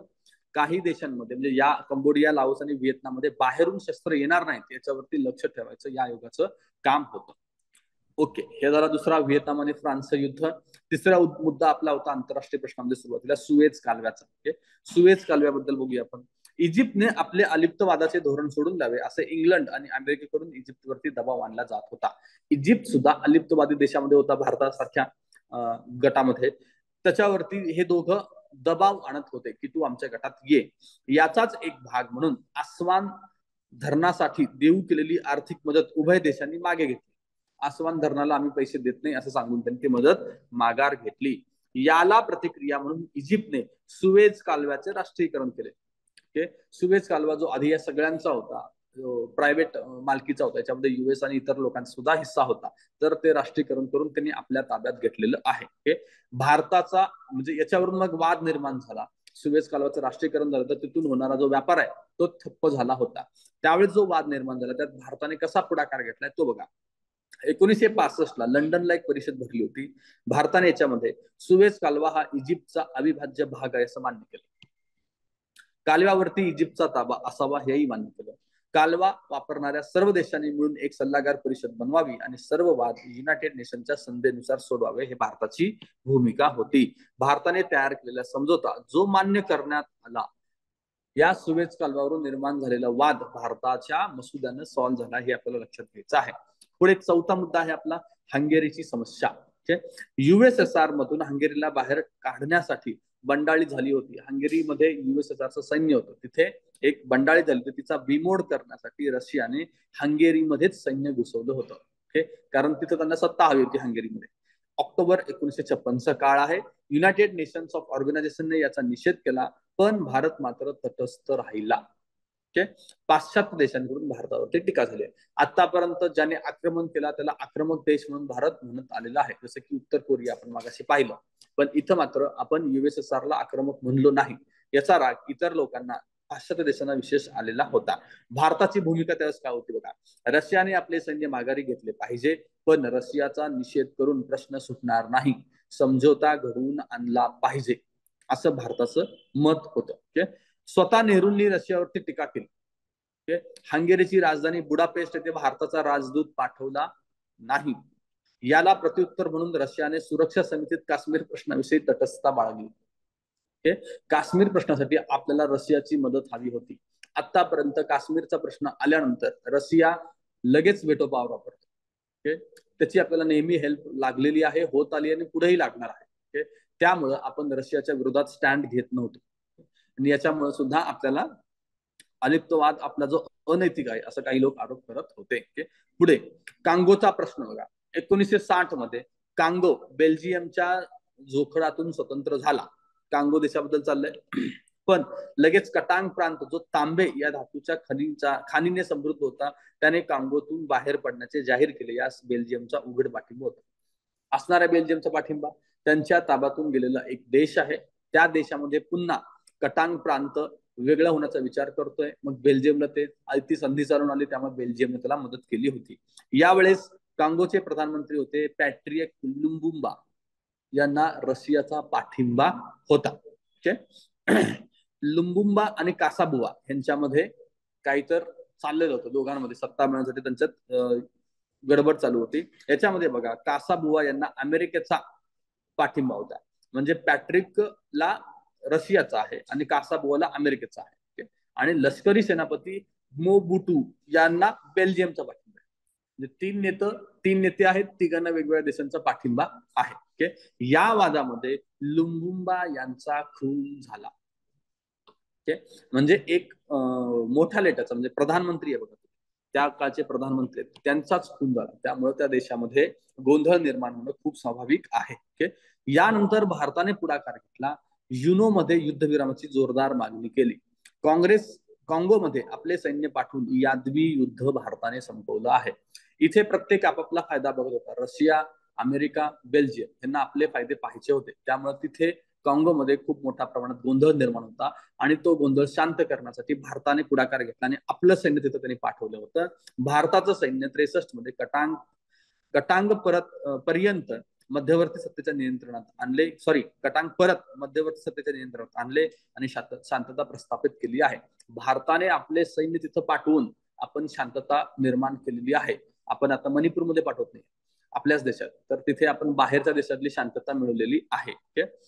डाग हॅमरशोल्ड कोण आहे? डाग हॅमरशोल्ड कुठं वाचलंय?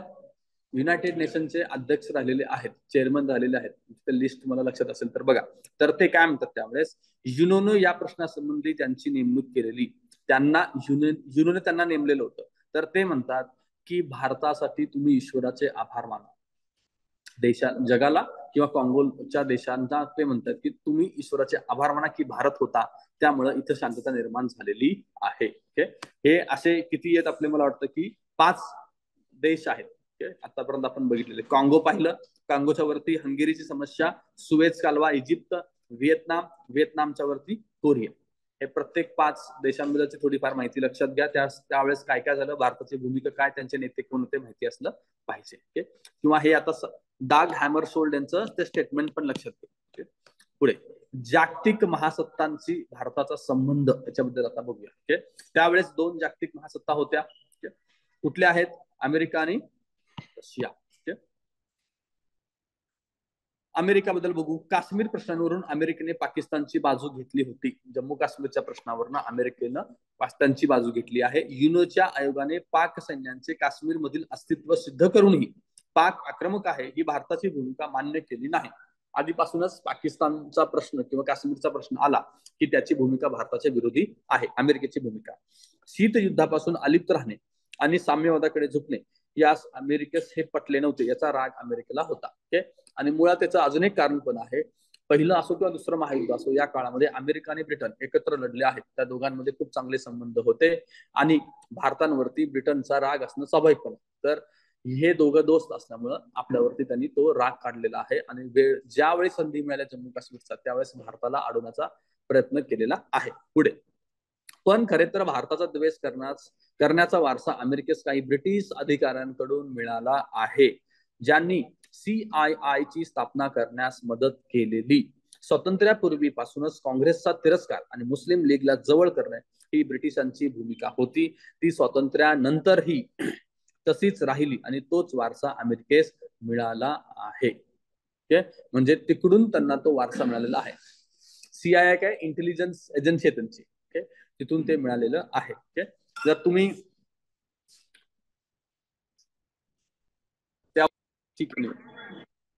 सामर्थ्य बघा, पॉवर असणाऱ्यांबद्दल आदर हे अमेरिकन धोरणाचा मुख्य स्रोत होता. भारत त्यावेळी शक्तीहीन राष्ट्र होते. भारताने या धोरणाच्या विरोधात जाऊन सामर्थ्य व त्याची उपयुक्तता कमी करणे व सर्वांना समान हक्क देण्याच्या धोरणास गती देण्याचा प्रयत्न केलेला, जे अमेरिकेस रुचले नाही.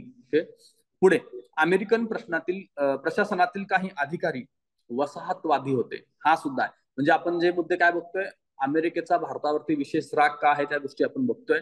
एक तर भारताचं अलिप्त धोरण आहे, दुसरं आहे ते ब्रिटिशांचा वारसा जे आपण बघितला, तर तिसरं आहे त्यांच्या प्रशासनातील काही अधिकारी वसाहतवादी होते. त्यांनी फ्रान्स आणि ब्रिटनला त्यांच्या पूर्वीच्या वसाहतीकडे परतण्यास मदत केली होती. आफ्रिकेतील पोर्तुगीज वसाहतीस त्यांनी पाठिंबा दिला होता. साऊथ आफ्रिकेतील हॉस्टर्सला आणि रोडोसियातील इयान स्मिथला त्यांनी निर्माण केलेल्या वसाहतीस खतपाणी घातले होते. म्हणजे याचा अर्थ काय, अमेरिकन प्रशासनातील काही लोक वसाहतवादी होते. हे सुद्धा एक कारण आहे की त्यांचं भारतावरती राग होता आणि कारण भारत वसाहत विरोधी होता, त्यामुळे ते एक कारण असणं अपेक्षित आहे. भारत वसाहतवादाच्या विरोधी असल्याने भारतावरती राग हा स्वाभाविक होता. पुढे 1950 मध्ये साम्यवादी चीनला भारताने मान्यता दिली आणि प्रजासत्ताक चीनला युनायटेड नेशन्स ऑफ ऑर्गनायझेशनचे प्रतिनिधित्व देण्यास आग्रह केला. या दोन्ही गोष्टी अमेरिकेस रुचल्या नाहीत. साम्यवादी चीनला भारताने मान्यता दिली होती सुरुवातीला, आणि प्रजासत्ताक चीनला युनायटेड नेशनने प्रतिनिधित्व देण्यास आग्रह केला होता. युनो मध्ये चीनला प्रतिनिधित्व द्या सुरुवातीला भारताची मागणी, हे एक सरप्राइजिंग वाटू शकतं, हे लक्षात घ्या. पुढे अमेरिकेची भारत विरोधी कृत्य बघा. अमेरिकेनं भारत विरोधी कुठली कृत्य केली आहेत? 49 मध्ये नेहरूंनी अमेरिका भेटीस दुष्काळ बद्दल अमेरिकेस सविस्तर माहिती दिली. 49 ला नेहरूंनी अमेरिका भेट दिली हे लक्षात घ्या आणि आपल्यातल्या दुष्काळाबद्दल त्यांना माहिती दिली. पण भारताने अन्नधान्याची मदत मागितलीच नाही असे सांगून अन्नधान्य त्यांनी पाठवलंच नाही. चीन आणि रशियाने जेव्हा मदत पाठवली तेव्हा अमेरिकेने सुद्धा मदत पाठवली आहे. भारतात पडलेल्या दुष्काळाबद्दल सुरुवातीला मदत चीन आणि नंतर रशियाने केली, मग अमेरिकेने मदत केलेली आहे. पुढे 1952 मध्ये सर्वप्रथम पाकला लष्करी मदत अमेरिकेने केली आहे. 1952 ला.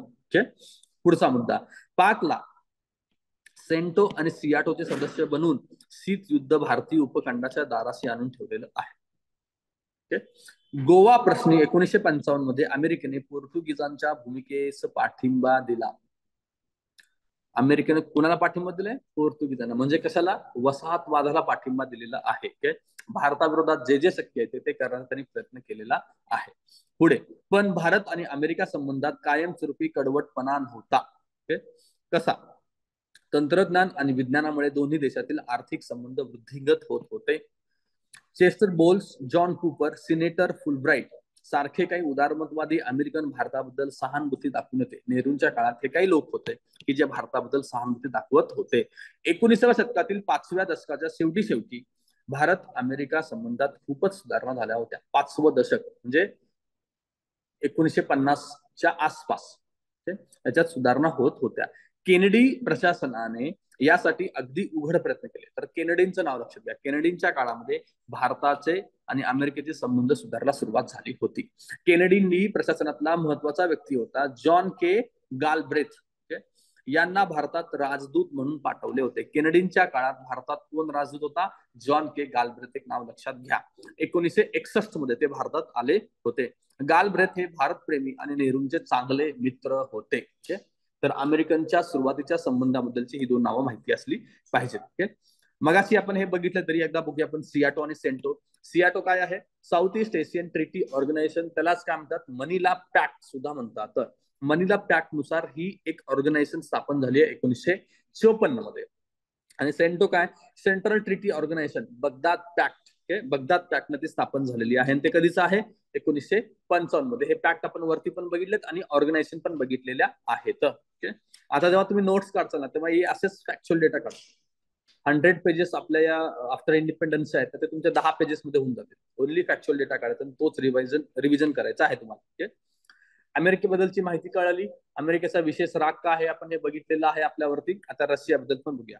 रशिया बरोबरच्या संबंधाची सुरुवात काहीशी थंडपणे झाली. रशियाला वाटे की भारत अजूनही साम्राज्यशाहीच्या प्रभावाखाली आहे. भारताने कॉमनवेल्थचे सदस्यत्व स्वीकारले तेव्हा रशियाला वाटले की भारताने साम्राज्यशाही बरोबर किंवा समोर शरणागती पत्करली आहे. नोव्हिकोव रशियन भारतातील राजदूत आहेत त्या काळचे. ते म्हणतात की भारताच्या आणि जगाच्या दृष्टीने घेतलेला एक दुःखद निर्णय आहे असं नोव्हिकोवनं तेव्हा म्हटलं होतं. कशाबद्दल म्हणतात? कॉमनवेल्थचं सदस्यत्व घेतल्यानंतर. त्यानंतर या दोन व्यक्ती बघा, विजयालक्ष्मी पंडित आणि सर्वपल्ली राधाकृष्णन. हे भारताचे रशियातील राजदूत होते. भारताचे रशियातील राजदूत कोण असा प्रश्न येऊ शकतो. तर विजयलक्ष्मी पंडित आणि सर्वपल्ली राधाकृष्णन लक्षात घ्या. स्टॅलिनने कधीच विजयलक्ष्मी पंडित यांची भेट घेतली नाही. पण सर्वपल्ली राधाकृष्णन यांची म्हणजे नंतर आलेले सर्वपल्ली राधाकृष्णन यांची भेट अनेकदा घेतली आहे. कारण काय बघा? कारण त्या काळात त्याला थोडंसं भारताबद्दलचा अँगल बदलला होता. कोरियन युद्धातील भारताची भूमिका पाहून त्याचा भारताबद्दलचा दृष्टिकोन बदलला होता. कोरियनमध्ये आपण एकदम चांगला स्टँड घेतला होता. उत्तर कोरियाला त्यांनी आपण सुरुवातीला काय केला? आक्रमक ठरवलं. चीननं जेव्हा अटॅक केला तेव्हा आपण चीनला सुद्धा विरोध केला आणि समझोता करून तिथं शांतता निर्माण करण्याचा प्रयत्न केला होता. त्यामध्ये त्याचा दृष्टिकोन बदलला होता. 1950च्या आसपासची घटना आहे. 51-52 नंतर संबंध सुधारण्यास सुरुवात झालेली आहे. रशिया भारताचे संबंध सुधारण्यास सुरुवात कधीची आहे? ते 47 पासून म्हणतील तर आपण 51-52 लक्षात घ्या. 1953 मध्ये स्टॅलिनचा मृत्यू झाला आणि सुधारणाला गती मिळाली. स्टॅलिनच्या मृत्यूनंतर सुधारणाला जोरात गती मिळालेली आहे. 1954 मध्ये रशियाने भारतास लष्करी साहित्य देऊ केले पण भारताने मोफत मदत नाकारली. 1954 ला आपण ती मोफत मदत नाकारली आहे. 1955 मध्ये नेहरूंची रशिया भेट बघा. 55 ला रशिया भेट आहे आणि अमेरिका भेट कधीची होती? वरती आपण पाहिलंय 49 ला. आणि हे 55 ला त्यांची रशिया भेट आहे. याआधी त्यांनी स्वातंत्र्याआधी 27 ला भेट दिली होती. 1927 ला प्रधानमंत्री म्हणून त्यांनी भेट 55 ला दिली. हे लक्षात घ्या. 55 आवडी सेशन पण आहे. हे दोन्ही सिमिलर गोष्टी आहेत. रशिया एक साम्यवादी देश आणि समाजवादी परिवर्तन आवडी सेशन. ते लक्षात घ्या. त्यानंतर खुश्रेव आणि बुल्गानिन यांनी भारतास भेट दिली होती. ते रशियन अध्यक्ष जे आहेत त्यातले खुश्रेव आणि बुल्गानिन यांनी भेट दिलेली आहे. 1956 मध्ये कॉमिंटर म्हणजे कम्युनिस्ट वाल्यांची इंटरनॅशनल जी कॉन्फरन्स भरते त्याला कॉमइंट असं म्हटलं जातं. कॉमिंटर्न. रशिया नियंत्रित संघटनेची 20वी काँग्रेस होती. 1956 मध्ये स्टॅलिनच्या मृत्यूनंतर त्याचा प्रभाव कमी करण्याच्या प्रक्रियेस इथून सुरुवात झालेली आहे. जगभरातील कम्युनिस्ट पक्षांसाठी नवीन तत्वे इथे बांधण्यात आली. समाजवादाकडे नेणारा शांततापूर्ण मार्ग ही सर्वस्वी नवीन संकल्पना मार्क्सवादास जोडण्यात आलेली आहे.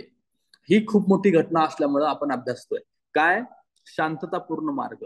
साम्यवाद्यांना शांततापूर्ण मार्ग मान्यच नसायचा. स्टॅलिन पर्यंत ते मान्य केलं गेलं नाही पण त्याच्यानंतर हा मार्ग त्यांनी स्वीकारला होता. आणि शब्द काय आहे? समाजवादाकडे, साम्यवादाकडे नाही. म्हणजेच साम्यवाद लाईट मॉडरेट करण्याचा हा उद्देश होता. या सर्व घटनांमुळे रशिया आणि भारतात संबंध सुधारले. साम्यवाद हा शब्द आला आणि शांततापूर्ण शब्द आला की भारताशी मिळतं जुळतं होतंय, त्यामुळे भारताचे संबंध सुधारायला सुरुवात झालेली आहे. पुढे 1955 पासून रशियाने काश्मीर प्रश्नाविषयी भारतात संपूर्ण पाठिंबा देण्यास सुरुवात केली. नेहरूंची भेट झाली, त्याच्यानंतरची घटना सुरू झालेली आहे. 1956 पासून सिक्युरिटी काउन्सिल मध्ये काश्मीर प्रश्नाच्या ठरावावरती कंटिन्युअसली व्हेटो पॉवर किंवा व्हेटोचा वापर करणे रशियानं सुरू केलेला आहे. वसाहतवादासंबंधी भारतास अनुकूल भूमिका घेतली होती. भारतास अनुकूल वसाहतवादासंबंधी गोव्याबाबत त्यांनी भारताला पाठिंबा दिले. अमेरिकेनं पोर्तुगीजला पाठिंबा दिला होता. ओके, भारतास सार्वजनिक उद्योग उभारण्यास त्यांनी मदत केली आहे. कोणते उद्योग आहेत बघा, भिलाई आणि बोकारो रशियाने मदत केली आपल्याला. दुर्गापूरसाठी ब्रिटननं मदत केली, रुरकिलासाठी जर्मनीनं मदत केलेली आहे. तुम्ही GS4 मध्ये पण हे वाचता. पुढे खनिज तेल शोध मोहिमेत ही रशियाने आपल्याला मदत केलेली आहे. 73-74 मध्ये भारताच्या उत्पादनामध्ये रशियाचा वाटा बघा किती मोठा होता. यंत्र बनवण्याच्या उद्योगामध्ये रशियाचा वाटा 85% आहे. ओके, अवजड विद्युत उपकरणे बनवण्यामध्ये 65% आहे. खनिज तेल उत्पादनामध्ये 35%, पोलाद उद्योगात 30% आणि वीज निर्मितीमध्ये 20% त्यांचा वाटा होता. पुढचा 1959 मध्ये दलाई लामांनी भारतास आश्रय मागितला, तेव्हापासून भारत आणि चीन मध्ये मात्र संबंध बिघडायला सुरुवात झाली होती. या बाबतीत चीन सारख्या कम्युनिस्ट देशाची बाजू न घेता रशिया तटस्थ राहिला होता. इथं अपेक्षित होतं की त्याने चीनची बाजू घ्यावी, तरी पण तिथे रशिया तटस्थ राहिलेला आहे. 1959 मध्ये भारत रशियाचा पहिला करार झालेला आहे. भारत रशिया पहिला लष्करी करार कधीचा आहे? 1959 चा लष्करी करार झाला. 1960 मध्ये BRDO म्हणजे बॉर्डर रोड डेव्हलपमेंट ऑर्गनायझेशन साठी रशियाने मालवाहू विमाने आणि हेलिकॉप्टर्स आपल्याला दिले होते. 1962 मध्ये मिग विमाने भारतात बनवण्याचा परवाना त्यांनी दिला. बिगर कम्युनिस्ट देशाला रशियाने अशी परवानगी पहिल्यांदाच दिली होती, जी की चीनला सुद्धा दिलेली नाही. भारताचे रशिया बरोबर संबंध वाढण्याचं हे पण एक कारण आहे की रशिया टेक्नॉलॉजी ट्रान्सफर करायचं. ही अशी विमानं किंवा इतर काही शस्त्र असतील तर ते निर्माण करण्याची टेक्नॉलॉजी भारताला दिली जात असत, पण अमेरिका टेक्नॉलॉजी आजही देत नाही. ते टेक्नॉलॉजी देणं म्हणजे तुम्ही एक प्रकारे ते सगळेच त्यांच्या हातात दिल्यासारखं आहे, त्यामुळे कोणी देत नाही. पण रशिया इतका चांगला मित्र आपला होता की टेक्नॉलॉजी देत होता. पुढे 1962 मध्ये सुस्लाव या कम्युनिस्ट नेत्याने भारत चीन युद्धास चीनच जबाबदार आहे असं स्पष्ट जाहीर केलेलं आहे. पुढचा मुद्दा 63 मध्ये बघा, शस्त्र पुरवठा संबंधीचा करार कधीचा आहे? 63. लष्करी करार 59, 63 शस्त्र पुरवठा संबंधितला करार. शत्रूच्या विमानांना अटकाव करणारी विमाने, हेलिकॉप्टर्स, रणगाडे, क्षेपणास्त्रे आणि पाणबुड्यांचा पुरवठा करण्याचा संबंधितला हा करार आहे. अमेरिका आणि रशियाशी संबंधित हे 2 पॉइंट्स आपण बघितले. आता आपण शेजारील राष्ट्राचे संबंध पाहूया.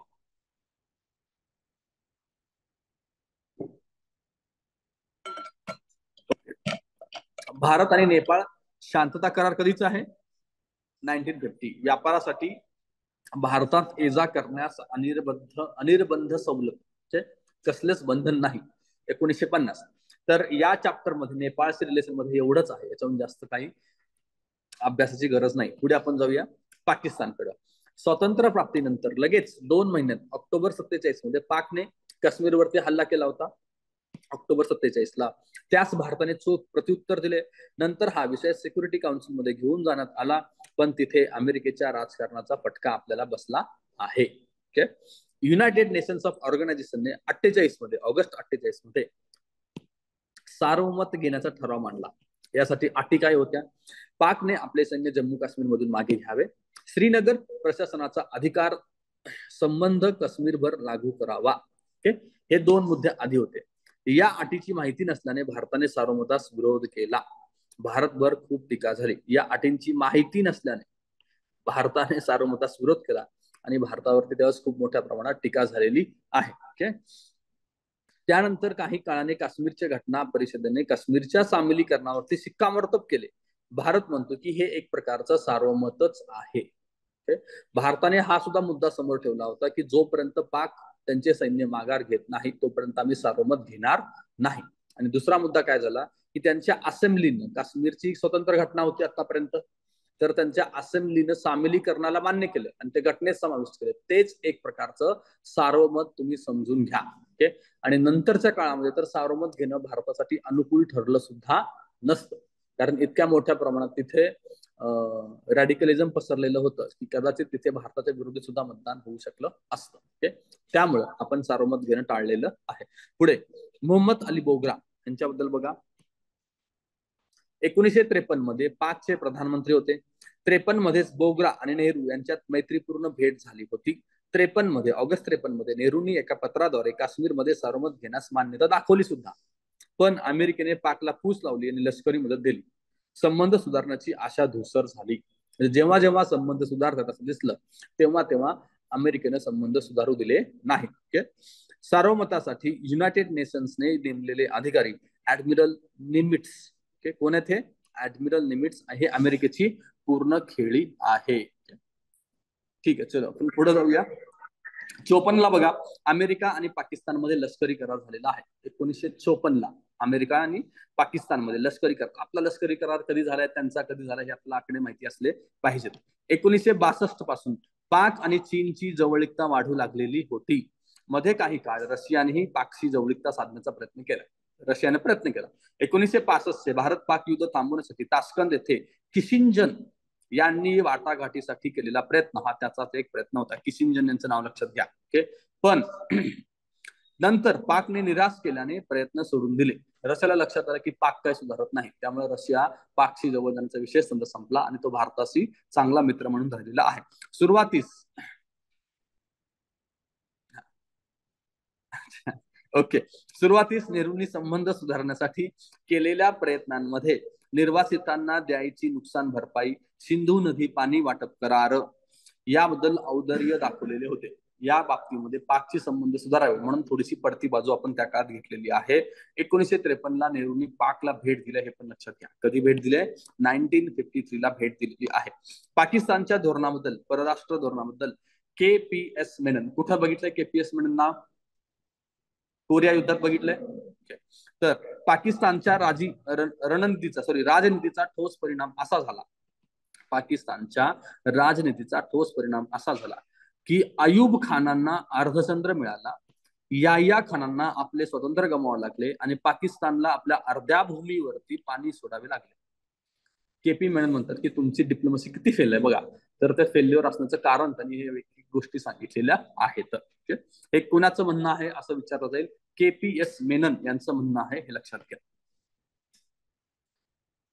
पुढे आपण जाऊया चीनकडे. पाकिस्तानचं झालं आपल्याला, आता चीन बद्दल बघूया. अगदी प्रथम पासूनच भारताने चीन बरोबर मैत्रीचे संबंध ठेवण्याचे धोरण अवलंबले आहे, सुरुवातीपासूनच. 20व्या शतकाच्या 4th दशकात काँग्रेसने एक वैद्यकीय पथक चीनच्या मदतीसाठी पाठवले होते. काँग्रेसने पाठवले होते. जपानने चीनची भूमी बाळगल्यानंतर त्याचा निषेध म्हणून भारतात जपानी मालावरती बहिष्काराचे आवाहन पण आपण केलेले होते. 1 जानेवारी 50 मध्ये चीनच्या प्रजासत्ताकाला मान्यता देण्यात भारत सर्वप्रथम होता. चीन प्रजासत्ताकाला मान्यता देणारा पहिला देश कोण आहे? भारत. आणि कधी येते? 1 जानेवारी 50. हे पण लक्षात घ्या. युनायटेड नेशन्स ऑर्गनायझेशनच्या सिक्युरिटी काउन्सिल मध्ये चीनला सदस्यत्व मिळावे म्हणून नेहरूंनी नेटाने प्रयत्न केले होते. सिक्युरिटी काउन्सिल मध्ये त्याला सदस्यत्व द्या म्हणून आपण प्रयत्न केले. कुणाला? चीनला. ओके. त्याचं इतकं महत्व नंतर वाढेल याची कल्पना आपल्याला नव्हती. ओके. त्याच्यानंतर कोरियन युद्धात अमेरिकेने चीनला आक्रमक देश ठराव मांडला, तेव्हा त्यास पाठिंबा देण्यास भारताने नकार दिला होता. ओके. चीनची आपण संबंध चांगले ठेवण्याचा सुरुवातीचा हा आपला सगळा प्रयत्न आहे. नेहरूंना वाटत की आपण या सगळ्या गोष्टी केल्याने चीन शांत राहील, तो आपल्यावरती अटॅक करणार नाही. पण तसं काही झालेलं नाही. 1950 मध्ये चीनने तिबेटवरती ताबा मिळवला, पण त्यास भारताने विरोध केला नाही. तिबेटवरती ताबा मिळवल्यानंतरही आपण शांत होतो. 1954च्या भारत चीन करार, किंवा त्याला आपण पंचशील करार सुद्धा म्हणतोय, वा तिबेट करार सुद्धा म्हणतो, चीनचा तिबेटवरील हक्क आपण मान्य केला आहे 1954च्या करारानं. सीमा रेषेचा वाद चीनकडून तात्काळ ठेवला गेला होता. ते म्हणतात की कोमिंटांग राजवटीतील नकाशाचा अजून अभ्यास केला नाही असे सांगून प्रश्न पुढे ढकलला. ते नेहमी प्रश्न पुढे ढकलत असत. आमच्याकडे कुठलेच मॅप नाहीयेत, त्यामुळे आपण आता सीमेवरती विचार करायचा नाही. ओके. 7वा मुद्दा आहे, बांडुंग परिषदेत नेहरूंनी चीन व चौ एन लाय यांचं कौतुक सुद्धा केलेलं आहे. ओके. हे सगळे 7 पॉईंट काय सांगतात, आपण चीन बरोबर संबंध चांगले ठेवण्यासाठी प्रयत्न करत आहोत हे सांगितलं जात आहे. पुढे जाऊया आपण 1959 मध्ये तिबेटमध्ये जी बंडाळी माजली त्याच्याबद्दल. दलाई लामा हजारो तिबेटींबरोबर भारताच्या आश्रयास तेव्हा आले. चीननं तिबेटनं स्वतंत्र घोषित केलं होतं, पण चीनला मात्र ताबा मिळवायचा होता. मग चीनच्या सैन्याने तिबेटवरती अटॅक केला, तिथल्या लोकांवरती अत्याचार केला. तर त्यावेळेस दलाई लामा भारताकडे आलेले होते. भारताने त्यांना राजाश्रय दिला, पण विजनवासात हंगामी सरकार स्थापण्यात परवानगी दिली नव्हती. तर आश्रयाला यांनाच आश्रय दिला पाहिजे, आपण त्यांना आश्रय दिला पण सरकार स्थापू दिलं नाही, तरी सुद्धा त्याचा चीनला राग होता. पण तरीही चीनचे समाधान झाले नाही. ऑक्टोबर 59 मध्ये चीनने लडाखमधील कोंगका खिंडीजवळ असणाऱ्या भारतीय सैन्याच्या चौकीवरती गोळीबार केला आणि 5 जवान त्याच्यात शहीद झाले आहेत आणि 10 ते 12 अटक केली होती. यानंतर चौ एन लॉय यांना बोलणीसाठी दिल्लीत बोलवले, पण फार काही निष्पन्न झालेले नव्हते. कोंगका खिंड लक्षात ठेवा, सुरुवातीची अटॅक कुठे आहे, कोंगका खिंडीत आहे. पुढे 1962 मध्ये चीनचं आक्रमण बघूया. त्याच्यामध्ये 8 सप्टेंबर 1962 रोजी चीनने थागला पर्वतावर हल्ला केला होता. कुठला पर्वत आहे ते लक्षात घ्या, थागला पर्वत, आणि भारतीय सैन्यांना पिटाळून लावले. यावेळेस नेहरू एका परिषदेसाठी लंडनला गेले होते. एका आठवड्याने चीन नेफावरती अटॅक करतोय. सुरुवातीला कुठं करतोय, थागला, नंतर कुठं करतोय, नेफावरती. येथील जवान प्रतिकार न करताच पळून गेले.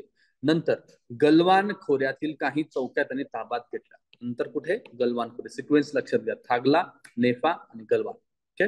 नेहरूंनी केनेडींकडून तसेच ब्रिटिशांकडून मदत मागितली, पण 24 तासानंतर चीनने एकतर्फी माघार घेतलेली आहे. ओके. डायरेक्ट अटॅक केला आणि परत माघार सुद्धा घेतलेली आहे. याचे परिणाम काय झाले, ऑगस्ट 63 मध्ये आयुष्यात प्रथम नेहरूंना अविश्वासाच्या ठरावाला सामोरे जाऊ लागलं. ओके. पहिल्यांदा त्यांना अविश्वास ठराव त्यांच्या विरोधात मांडला ऑगस्ट 63 मध्ये. संरक्षण मंत्री कृष्णा मेनन यांना राजीनामा द्यावा लागला.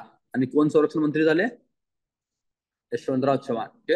हा धक्का सहन न झाल्याने मे 64 रोजी नेहरूंचे निधन झाले. ओके. ते त्यांना खूप मोठं फेल्युअर वाटलं, त्यातच त्यांचं निधन झालेलं आहे. अमेरिकेचा भारताच्या लष्करावरील प्रभाव वाढला. चीनची भीती दाखवून भारतात अमेरिकेनं आपले जाळे निर्माण केले. चीनवर स्पाय करण्यासाठी त्यांना हेल्प होणार होती, म्हणून त्यांनी त्याचा फायदा घेतलेला आहे. पुढे नेव्हिल मॅक्सवेल यांनी आपल्या पुस्तकात इंडिया चायना वार या वारला भारतास जबाबदार धरले आहे. नेहरू हे हट्टाग्रही राष्ट्रवादी होते. जनतेच्या अडमुठ्या प्रभावाखाली येऊन त्यांनी चीनचे राष्ट्र अटींखाली मांडलेला सीमा निश्चितीचा प्रस्ताव नाकारला. असं कोण सांगतंय, नेव्हिल मॅक्सवेल सांगते. वरती आपण बघितलं ते स्वतःच सीमा मान्य करायला तयार नव्हते. चीन काय म्हणायचं की आम्ही जुने मॅप आमच्याकडे अजून तयार नाही. पुढे 1961 मध्ये नेहरू सभागृहात म्हटले, म्हणजे लोकसभेत म्हणतात, एका देशाच्या रूपाने एक महाकाय हत्ती आपल्या सरहद्दीवरती ठाण मांडून बसला आहे, त्याच्याकडे डोळे झाक करून चालणार नाही. चीन मधील क्रांतीनंतर मी या निष्कर्षापर्यंत आलो आहे की आपल्या सीमांना कधी ना कधी धोका संभवेल. 61 ला म्हणता येते आणि युद्ध अटॅक कधीच 63 आहे. ओके. आणि नेहरूंनी त्या बाबतीत काही प्रयत्न केले नाहीत असं म्हणणं किती चुकीचं आहे ते आता खाली बघू. नेहरूंनी लष्करी सज्जतेकडे लक्ष दिले नाही असे म्हणणे योग्य ठरणार नाही. तर 1950 ला किती सैन्य होते आपले, 2.8 लाख. 62 ला किती झालेत, 5.5 लाख. ऑलमोस्ट डबल सैन्य करण्यात आलेलं होतं. त्याच्यानंतर लढाऊ विमानाच्या तुकड्या किती होत्या, 7. त्या किती वाढल्या, 19 पर्यंत वाढलेल्या होत्या. याचा अर्थ नेहरू लष्कराकडे दुर्लक्ष करत होते, याला काही अर्थ नाही. अपयशाची नेमकी कारणं काय ते आता खाली बघूया आपण. भारतीय राजकीय तसेच लष्करी नेतृत्वास चीन हल्ल्याच्या प्रकारचा अंदाज बांधता आला नाही. म्हणजे इंटेलिजन्स कमी आहे. भारताकडे जे इंटेलिजन्स आहे ते कमी होतं. सीमेवरती चकमक वा आसामच्या मैदानात युद्ध होईल असे वाटले होते. झालं तर सीमेवरती चकमक होईल. पण चीनने मर्यादित प्रमाणात मुसंडी मारून अचानक माघार केली असं काही वाटलेलं नव्हतं. आणि इथे आपल्याला डिफेंड करायला वेळच मिळाला नाही. 24 तासात त्यांनी परत माघार सुद्धा घेतलेली आहे. ओके, पुढचा. त्यावेळेस लष्कर प्रमुख कोण होते? जनरल थिमय्या. यांना तर वाटे की भारत चीनचा सामना करू शकणार नाही, कारण रशिया चीन बरोबर असेल. पण चीन आणि रशिया यांच्यातही वाद आहेत, पण रशिया तटस्थ राहील असा अंदाज कोणाशी आला नव्हता. म्हणजे एकंदरीत काय की आपण त्यांना लढू शकत नाही, त्यांना सामना करू शकत नाही असं आपली एक समज झालेली होती. पुढचा मुद्दा. राजकीय आणि लष्करी नेतृत्वात समन्वय नव्हते. दोघांमध्ये समन्वय नव्हते. लष्कराच्या तिन्ही दलांमध्ये समन्वय नव्हते. हेरगिरी आणि युद्ध सामुग्रीत आपली कमतरता राहिलेली होती. चीनी हल्ल्याच्या वेळी प्रधानमंत्री आणि संरक्षण मंत्रीच देशाबाहेर होते आणि लष्करी प्रमुख तर रजेवरच होते. ओके, पुढे. म्हणजे या सगळ्या गोष्टी बघूनच त्यांनी अटक केला असणार आहे. चीननं ही संधी साधूनच त्यांनी एका दिवसात अटॅक करून परत माघार घेतलेली आहे. चीनच्या भारतावरील हल्ल्यामागे परस्पर समस्या कारणीभूत नसाव्यात. ओके, चीनचा हल्ला ही चीनला एकाकी पाडण्याविरुद्ध जगाने चीनला वाऱ्यावरती सोडण्याविरुद्ध व निराशाविरुद्धची प्रतिक्रिया होती असं कदाचित असेल. आज जे चीनवरती चाललंय त्याला एकाकी पाडण्याचा प्रयत्न चाललाय, तर अजून परत चीन असं काहीतरी गडबड करू शकतो. ओके, पुढे. व्ही.पी. दत्त ग्वाही देतात त्यानुसार डेनॉंग जिओपॉंग हे एका भारतीय शिष्टमंडळाला म्हणाले होते की 1962च्या युद्धाला खुसरो जबाबदार आहेत. रशियाचे अध्यक्ष खुसरो याला जबाबदार आहेत असं त्यांचं म्हणणं आहे. व्ही.पी. दत्त हे सांगतात. ओके, तर ते डेंग झिपिंग असं काय उल्लेख करायचा होता? डेंग झिओपिंग. अच्छा, बरं, हे म्हणतात तसं करायचंय. पुढे जाऊया आपण. परराष्ट्र धोरणांचे मूल्यमापन. आता भारताच्या परराष्ट्र धोरणांचे मूल्यमापन आपण कसं करायचं बघा. नेहरू नंतर अलिप्तवादाच्या धोरणापासून दूर जाण्याचे प्रयत्न झाले. त्यावेळी पुन्हा त्याच धोरणाकडे वळावे लागले. नेहरू नंतर अनेकांनी प्रयत्न केले की हे काही अलिप्तवादी धोरण चालत नाही, तर आपण एका गटाकडे वळलं पाहिजे. तसा जेव्हा जेव्हा प्रयत्न झाला तेव्हा तेव्हा त्यांना अपयश आलं आणि पुन्हा आपण अलिप्तवादी धोरणाकडे आलेलो आहोतच. आज सुद्धा आपण अलिप्तवादी धोरणच फॉलो करत आहोत.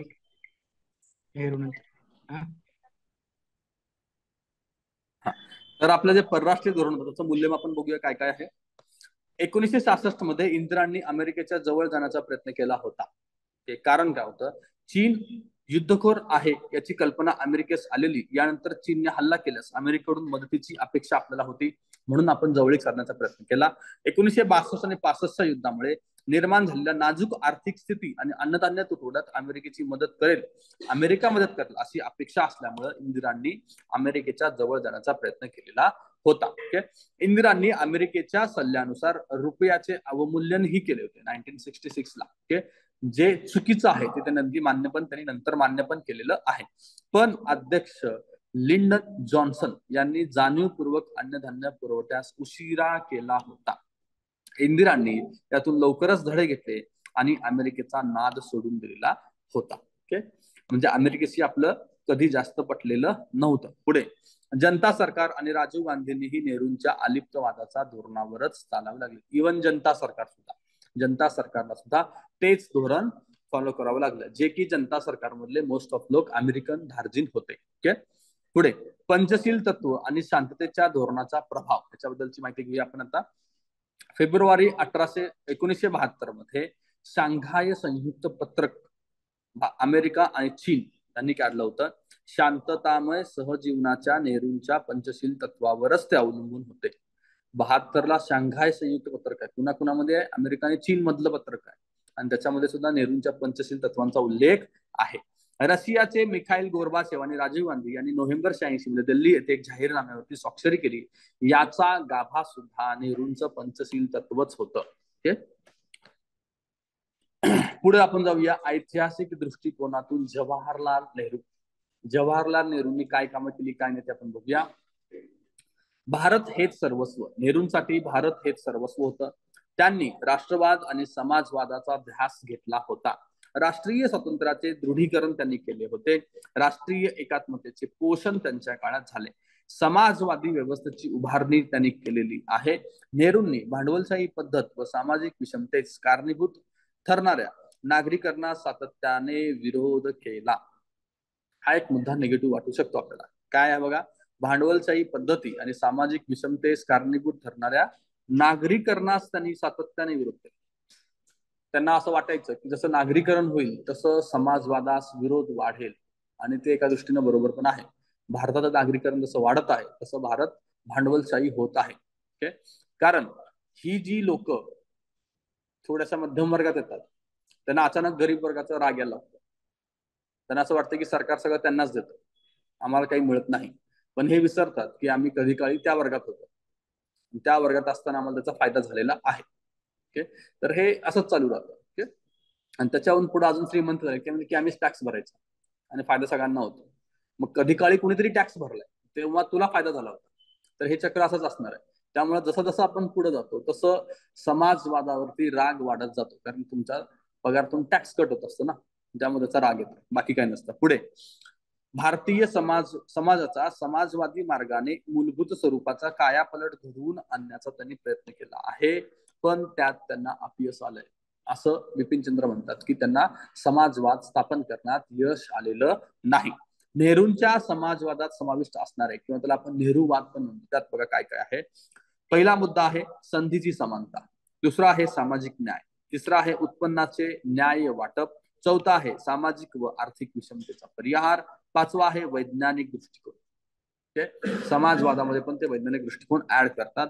अधिक नफा कमवणे व अतिरेकी भांडवलशाही स्पर्धेचा अंत, त्याऐवजी सहकाराची भावना. अधिक नफेच्या भांडवलशाही नको आपल्याला, काय पाहिजे, सहकार हवाय. आणि शेवटचा पॉइंट आहे अधिकाची हाव धरण्यास प्रवृत्तीचा शेवट, अधिकाची हाव धरणाऱ्या प्रवृत्तीचा शेवट करायचा आहे. हे सगळे नेहरूच्या समाजवादातील मुद्दे आहेत. पुढे बघूया नेहरू काय म्हणतात. अधिकतम उत्पादन आणि न्याय वाटप म्हणजेच समाजवाद. लोकशाही आणि नागरी स्वातंत्र्य हे समाजवादाचे मूलभूत घटक आहेत. लोकशाही पहिला आणि दुसरा नागरी स्वातंत्र्य.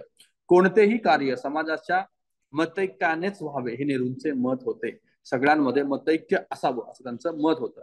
व्यापक सामाजिक मतैक्याशिवाय समाजवाद आणण्यासाठी कोणतीही क्रांतिकारी उपाययोजना केली तर ते फॅसिझमला आमंत्रणच ठरेल. म्हणजे ते म्हणते की मतैक्य हवं, मतैक्य नसेल तर काय होतं, फॅसिझमला आमंत्रण असेल. 1948 मध्ये जयप्रकाश नारायणांना ते पत्र लिहून काय म्हणतात की डावी विचारसरणी अकाली लादण्याचा प्रयत्न केल्यास त्याची तीव्र प्रतिक्रिया उमटू शकते, जनतेमध्ये फाटाफूट होऊ शकते, बसलेली घडी बिघडू शकते. तर जेपी हे समाजवादी होते, ते म्हणायचे की समाजवादी धोरण तुम्ही अवलंबा. नेहरूंचं म्हणणं होतं की अचानक असं सगळ्या गोष्टी आपण करू शकत नाही, असलेली घडी बिघडू शकते. ओके, पुढे 1952 तसेच 57च्या निवडणुकीत नेहरूंना 50% पेक्षा कमी मते मिळाली. उजव्या विचारसरणीच्या गटांना 25% पेक्षाही अधिक मते मिळालेली होती. म्हणजे नेहरू इतके पॉप्युलर असून सुद्धा त्यांना 50% पेक्षा अधिक मतं कधी मिळालेली नाही ते सांगण्याचा प्रयत्न आहे. आणि उजव्या शक्तींना त्यावेळेस सुद्धा 25% मतं मिळत होती. आर्थिक नियोजनासाठी किंवा आर्थिक विकासासाठी नियोजन बघा नेहरूंचा मुद्दा काय आहे. थर्ड पंचवार्षिक योजनेच्या नियोजनबद्ध विकासाचे उद्दिष्ट यात नेहरू काय लिहितात बघा. थर्ड पंचवार्षिक योजनेमध्ये नेहरू लिहिते, हे प्लॅन मध्ये त्यांचाही समावेश होता. हे बघा, दीर्घकाळ टिकून राहील असा आर्थिक वृद्धीचा दर सर्व नागरिकांचे विशिष्ट अत्यल्प गटातील अथवा ज्यांना रोजगाराची संधी मिळत नाही अशा नागरिकांचे जीवनमान उंचवण्यासाठी आवश्यक आहे. दीर्घकाळ टिकून राहणारे आर्थिक वृद्धीबद्दल ते बोलतात. ओके, आवडी सेशन आपण पाहिलं 55 मध्ये, तिथे नेहरू काय म्हणतात, जगातला सारा समाजवाद भारतात आणला तरी जोपर्यंत आपल्या राष्ट्रीय उत्पन्नात मोठी वाढ होत नाही तोपर्यंत आपण कल्याणकारी राज्य आणू शकत नाही. त्यांचा फोकस कुठे आहे, आर्थिक वाढ राष्ट्रीय उत्पन्नावरती आहे सुरुवातीच्या काळामध्ये. संपत्ती वाटण्यात समाजवाद सहाय्यभूत ठरेल, पण आज भारतात संपत्ती आहेच कुठे, कशाचे वाटप करायचे, वाटून घेण्यासारखे फक्त दारिद्र्यच आहे. सगळ्या वाक्यामधून ते म्हणतात की आधी आपली सुधारणा झाली पाहिजे, मगच आपण वाटायच्या गोष्टी करू. नेहरू प्रणित विकास कार्यक्रमाचे 3 आधारस्तंभ आहेत त्यांचे बघा. विकासासाठी 3 आधारस्तंभ ते सांगतात. शेती आणि उद्योग क्षेत्राच्या जलद प्रगतीसाठी नियोजन करणे, पहिला मुद्दा आहे नियोजनाचा. दुसरा आहे सार्वजनिक उद्योग क्षेत्रांची निर्मिती, सार्वजनिक उद्योग. आणि तिसरा आहे मिश्र अर्थव्यवस्था. पुढे, नेहरूंना सार्वजनिक उद्योग क्षेत्रात केवळ सरकारी मालकीच अपेक्षित नव्हती, तर सहकारी संस्थांसाठीही ते आग्रही होते. सार्वजनिक उद्योग तसेच सहकारी संस्था या दोन्हींवरती त्यांचा भर होता. मुक्त बाजार व्यवस्था व नफा कमवण्याचे उद्दिष्ट या बाबींचे महत्व दिवसेंदिवस कमी होत जावे अशी त्यांना अपेक्षा होती. सार्वजनिक उद्योगाबाबत त्यांचा दृष्टिकोन अगदी व्यावहारिक होता. फायद्यातील उद्योग चालू राहावेत आणि तोट्यातील उद्योग खाजगीसाठी खुले करावेत या विचाराचे पण ते होते. पुढे आदिवासी विकास साधण्यासाठी त्यांनी खालील घटकांवरती लक्ष दिले आणि त्यात ते यशस्वी झाले आहेत. आदिवासी विकासासाठी ते काय काय म्हणतात बघा. जलद गतीने औद्योगिकरण, आर्थिक विकास, आदिवासी नाही, आर्थिक विकासासाठी ते म्हणतात की जलद गतीने औद्योगिकरण करणे. दुसरा मुद्दा आहे अन्नधान्य स्वयंपूर्णता. तिसरा आहे नियोजन, सार्वजनिक उद्योग, अभियांत्रिकी आणि अवजड यंत्र, परकीय भांडवल आणि मदतीचा कमीत कमी वापर, म्हणजे स्वयंपूर्ण आपण झालो पाहिजे, विज्ञान आणि तंत्रज्ञान आणि ऊर्जा. ओके, तर आर्थिक विकासामध्ये या सगळ्यांचा समावेश होतो. यातला कुठल्याच गोष्टीला आपण रिजेक्ट करण्याचं काही कारण नाही. फक्त परकीय भांडवल असं दिलं तर त्याला रिजेक्ट करा, कारण त्यांना परकीय भांडवलाची काय पाहिजे होतं, आपण स्वयंपूर्ण झालो पाहिजे, स्वावलंबी झालो पाहिजे, हा एक मुद्दा आहे फक्त. पुढे धर्मनिरपेक्षतेची बांधिलकी कशी होती बघा. 1950 मध्ये नेहरू म्हणतात जातीवादाबाबत कोणत्याही प्रकारचा समझोता करणे म्हणजे तत्वच्युती आणि भारतीय स्वातंत्र्याच्या उद्दिष्टांचा विश्वासघात करणे होय. ओके, एकच मिनिट.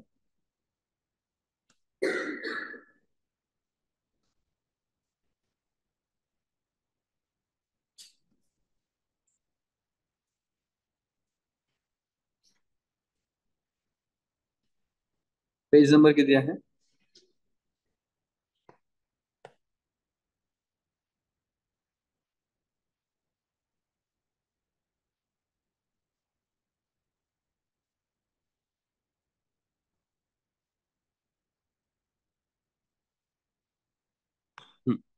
धर्मनिरपेक्षतेबद्दल पहिलं स्टेटमेंट आपण बघितलं. त्यांनी धर्मनिरपेक्षतेची दुहेरी व्याख्या मांडलेली आहे. ते काय म्हणतात बघा, धर्मनिरपेक्षता म्हणजे काय. ओके, या व्याख्या तुम्ही तुमच्या एसे मध्ये पण घेऊ शकता. धर्म ही व्यक्तिगत बाब मानून राज्य, राजकारण व शिक्षण यापासून तो अलिप्तता त्याची राखली पाहिजे. धर्माला व्यक्तिगत बाब माना, राज्यापासून, राजकारणापासून आणि शिक्षणापासून धर्माला वेगळं करा. आजच्या राजकारणाला आपण धर्मापासून वेगळं करू शकत नाही. आता जे एक्झिस्टिंग राजकारण आहे त्यावेळेस सर्व धर्म समान मानून सर्वांना समान संधी उपलब्ध करून दिली पाहिजे. धर्मनिरपेक्षतेबद्दल तुम्हाला काही प्रश्न आला तर हे दोन मुद्दे नेहरूजी तुम्ही सांगू शकता. पुढे जातीयवाद या विचारसरणीमुळे हिंदू, मुस्लिम, सिख हे समाज, राजकीय आणि आर्थिक बाबतीत स्वतंत्र मानले जातात आणि कुठल्या तरी धार्मिक बुरख्याखाली एका धर्मास दुसऱ्या धर्माचा तिरस्कार करण्यास चितावणी दिली जाते. पुढे ते म्हणत की मध्यम वर्ग जरी जातीयवादाचा सामाजिक आधार पाया असला, ते काय म्हणतात, मध्यम वर्ग जरी जातीयवादाचा सामाजिक आधार पाया असला तरी ही प्रवृत्ती मुख्य एक प्रतिक्रियात्मक शस्त्र आहे. आताही तुम्हाला ते विटनेस करत असाल तुम्ही. जात आणि धर्म जास्त कुठला वर्ग मानतो, मध्यम वर्ग. त्यामुळे हे खरं आहे, भारताचं सगळ्यात जास्त नुकसान करणारा वर्ग कुठला आहे, मध्यम वर्ग. आणि मुळात मध्यम वर्ग नसतोच. दोनच प्रकारच्या आर्थिक स्थिती असतात, इधर तुम्ही श्रीमंत असता किंवा गरीब असता. मध्यम वर्गाला गरीब म्हणून याची लाज असते, त्यामुळे आपण मध्यम वर्ग स्वतःला म्हणून घेतो, बाकी काही नाही. तर श्रीमंत आहे किंवा गरीब आहे, मध्ये असं काही नसतं. ओके, आणि मध्यम वर्गाला सगळ्यात जास्त जातीय आणि धार्मिक बाबतीतलं कनेक्शन असतं आणि त्याचाच फायदा पर्टिक्युलर पक्ष आता सध्या घेतो आणि तो सत्तेवरती येतोय. आणि आता भारतात मध्यम वर्गाची संख्या सगळ्यात जास्त आहे. काही वर्षापूर्वी आपण गरीब वर्ग जास्त होता, आता आपण मध्यम वर्गात वरती आलेलो आहोत. तरी तुम्ही व्हॉट्सअपला तिकडे बघत असाल ना, म्हणजे इतका समर्थक आहे. म्हणजे त्यांना विचारलं की पेट्रोल महाग झालं तर ते म्हणतात की 10,000 होऊ दे, आम्ही त्यांनाच निवडून देणार. म्हणजे इथंपर्यंत मध्यम वर्ग पोहोचले. त्यांच्यावरती इतकं सिस्टमॅटिकली अटॅक झाला त्यांच्या ब्रेनवरती की ते विचारच करू शकत नाही. याला प्रोपगंडा म्हणतात. तुम्ही थांबले, तुमचा प्रवास, विचार करण्याचा प्रवास थांबलाय. तुम्ही त्यांना कितीही समजावून सांगा, काय नाही. आणि शेवटी हारले की ते धर्म काढतात. आमच्या धर्माचं रक्षण एक पर्टिक्युलर पक्ष करणार आहे, आम्ही त्यांनाच निवडून देणार आहे. आणि हे कोण बोलतंय, ज्या देशात 100 करोड आहेत आणि ते म्हणतात की आमचं धर्म संकटात आहे, असं कसं काय होऊ शकतं. तर त्यांना तेच सांगितलं गेलं तुमचा धर्म संकटात आहे, मग ते तेच बोलतात. आणि हे म्हणतात की आम्ही आमच्या देवतांची रक्षा करणार. स्टेटमेंट तरी काय करताय, देवतांची रक्षा करणार. ह्याला काय अर्थ आहे का? म्हणजे काही चाललं ते वरून काहीतरी टाकलं की आपल्या मेंदूमध्ये विचार करणं थांबतं आणि हे सुरू होतं. याला प्रोपगंडाची शेवटची स्टेप म्हणतात, जे जर्मनीमध्ये झालं होतं. नंतर काय झालं ते आपल्याला माहिती आहे. आपल्या तसं होऊ नये एवढी अपेक्षा आहे. पुढे चला, पुढे आहे आपला जातीयवाद हा फॅसिझमचा भारतीय अवतार आहे. हे नेहरूंचं मत आहे. फॅसिझमचा भारतीय अवतार म्हणजे आपल्या देशातला जातीयवाद. हिंदू मुस्लिम सिख जातीयवाद वेगवेगळी नाहीत, ही सगळी एकाच विचारधारेची विविध रूपे आहेत, म्हणून त्यांचा एकदमच समाचार घेतला पाहिजे, असं त्यांचं मत होतं. जातीयवादाला त्यांनी कधीच लाईटली घेतलेलं नाही, ते आधीपासून त्याच्या विरोधात सक्त होते. पुढे बघा, तडजोड. जातीयवादाच्या आपल्या भूमिकेची त्यांनी तडजोड केली आणि 1960 मध्ये काँग्रेस प्रदेश केरळ प्रदेश काँग्रेसला मुस्लिम लीग आणि ख्रिस्ती जातीवादी गटाबरोबर हात मिळवणी करण्याची परवानगी दिली. नेहरूंच्या काळातल्या या दोन गोष्टी, एक ही आणि त्या दोन्ही केरळच्या बाबतीत आहेत, आणि दुसरं आहे ते नंबूद्रीपादचं सरकार पाडणं. तिथं त्यांनी आणीबाणी लावली होती. ती एक गोष्ट आणि ही एक गोष्ट की जे त्यांच्या तत्वाच्या विरोधात त्यांना करावं लागलं होतं, किंवा त्यांच्या तत्वविरोधी दिसतात तरी ऍटलिस्ट. ओके, पुढे नेहरूंमधील काही दोष बघा काय आहेत. देश एक संध करणे, आर्थिक विकास साधणे, सामाजिक परिवर्तन घडवून आणण्याच्या धोरणात लोकांना संघटित करताना गांधींच्या अहिंसेच्या मार्गाचा अवलंब केला नाही, असं त्यांना म्हटलं जात आहे. अहिंसेचा तत्व त्यांनी पूर्णपणे स्वीकारलं नाही. पुढे निवडणुका वगळता सरकारी योजना, कार्यक्रम व इतर बाबतीत जनतेला सामावून घेण्यात कमी पडले कार्यक्रमांमध्ये. पण आपण ऍक्च्युली बघतो ना, नॅशनल एक्सटेन्शन प्रोग्राम असतो किंवा सीडीपी असतो, त्याच्यामध्ये आपण लोक चळवळ हा शब्द वापरलेला होता. त्यांनी प्रयत्न केले पण ते कमी पडले असं त्यांचं म्हणणं आहे. पुढे आपली स्वप्ने आणि धोरणे प्रत्यक्षात उतरवण्यासाठी आवश्यक ती संस्थात्मक यंत्रणा उभा करण्यास ते कमी पडलेले आहेत. पुढचा, पक्ष बांधणी आणि पक्ष उभारणीसाठी फारसे काम ते करू शकले नाहीत. समाजातील वजनदार वर्गाच्या सहमतीस आणि मतपरिवर्तनास त्यांनी नको तितके महत्व दिले आहे. स्वतः जणू विरोधी पक्षाचे नेते असल्याप्रमाणे भ्रष्टाचार, सरकारी बाबूंची लालसा, नोकरशाहीतील दोषांवरती कठोर प्रहार करत, पण हे सारे बदलण्यासाठी विशेष प्रयत्न केले नाहीत, असं बिपिनचंद्र नेहरूंच्या दोषांबद्दल बोलत आहेत. तेच सरकारमध्ये असताना सरकारवरतीच ते दोष करायचे की आपल्याकडे भ्रष्टाचार आहे, बाकीच्या गोष्टी आहेत वगैरे. पुढे नेहरूंची मूल्ये, धोरणे, दृष्टिकोन भारतात इतकी घट्ट रुजली आहेत की ती भारतीयांच्या विचारधारेचे अविभाज्य अंग आहेत, असंही बिपिनचंद्रांचं मत आहे. नेहरूंचे एक चरित्रकार आहेत, जॉफ्रे टायसन. ते म्हणतात, जर नेहरू ही वेगळी प्रकारची व्यक्ती असती तर भारत ही तसाच वेगळ्या प्रकारचा देश बनला असता. म्हणजे इतका मोठा इम्पॅक्ट नेहरूंचा भारतावरती आहे. ठीक आहे, आपण इथे एक ब्रेक घेऊया.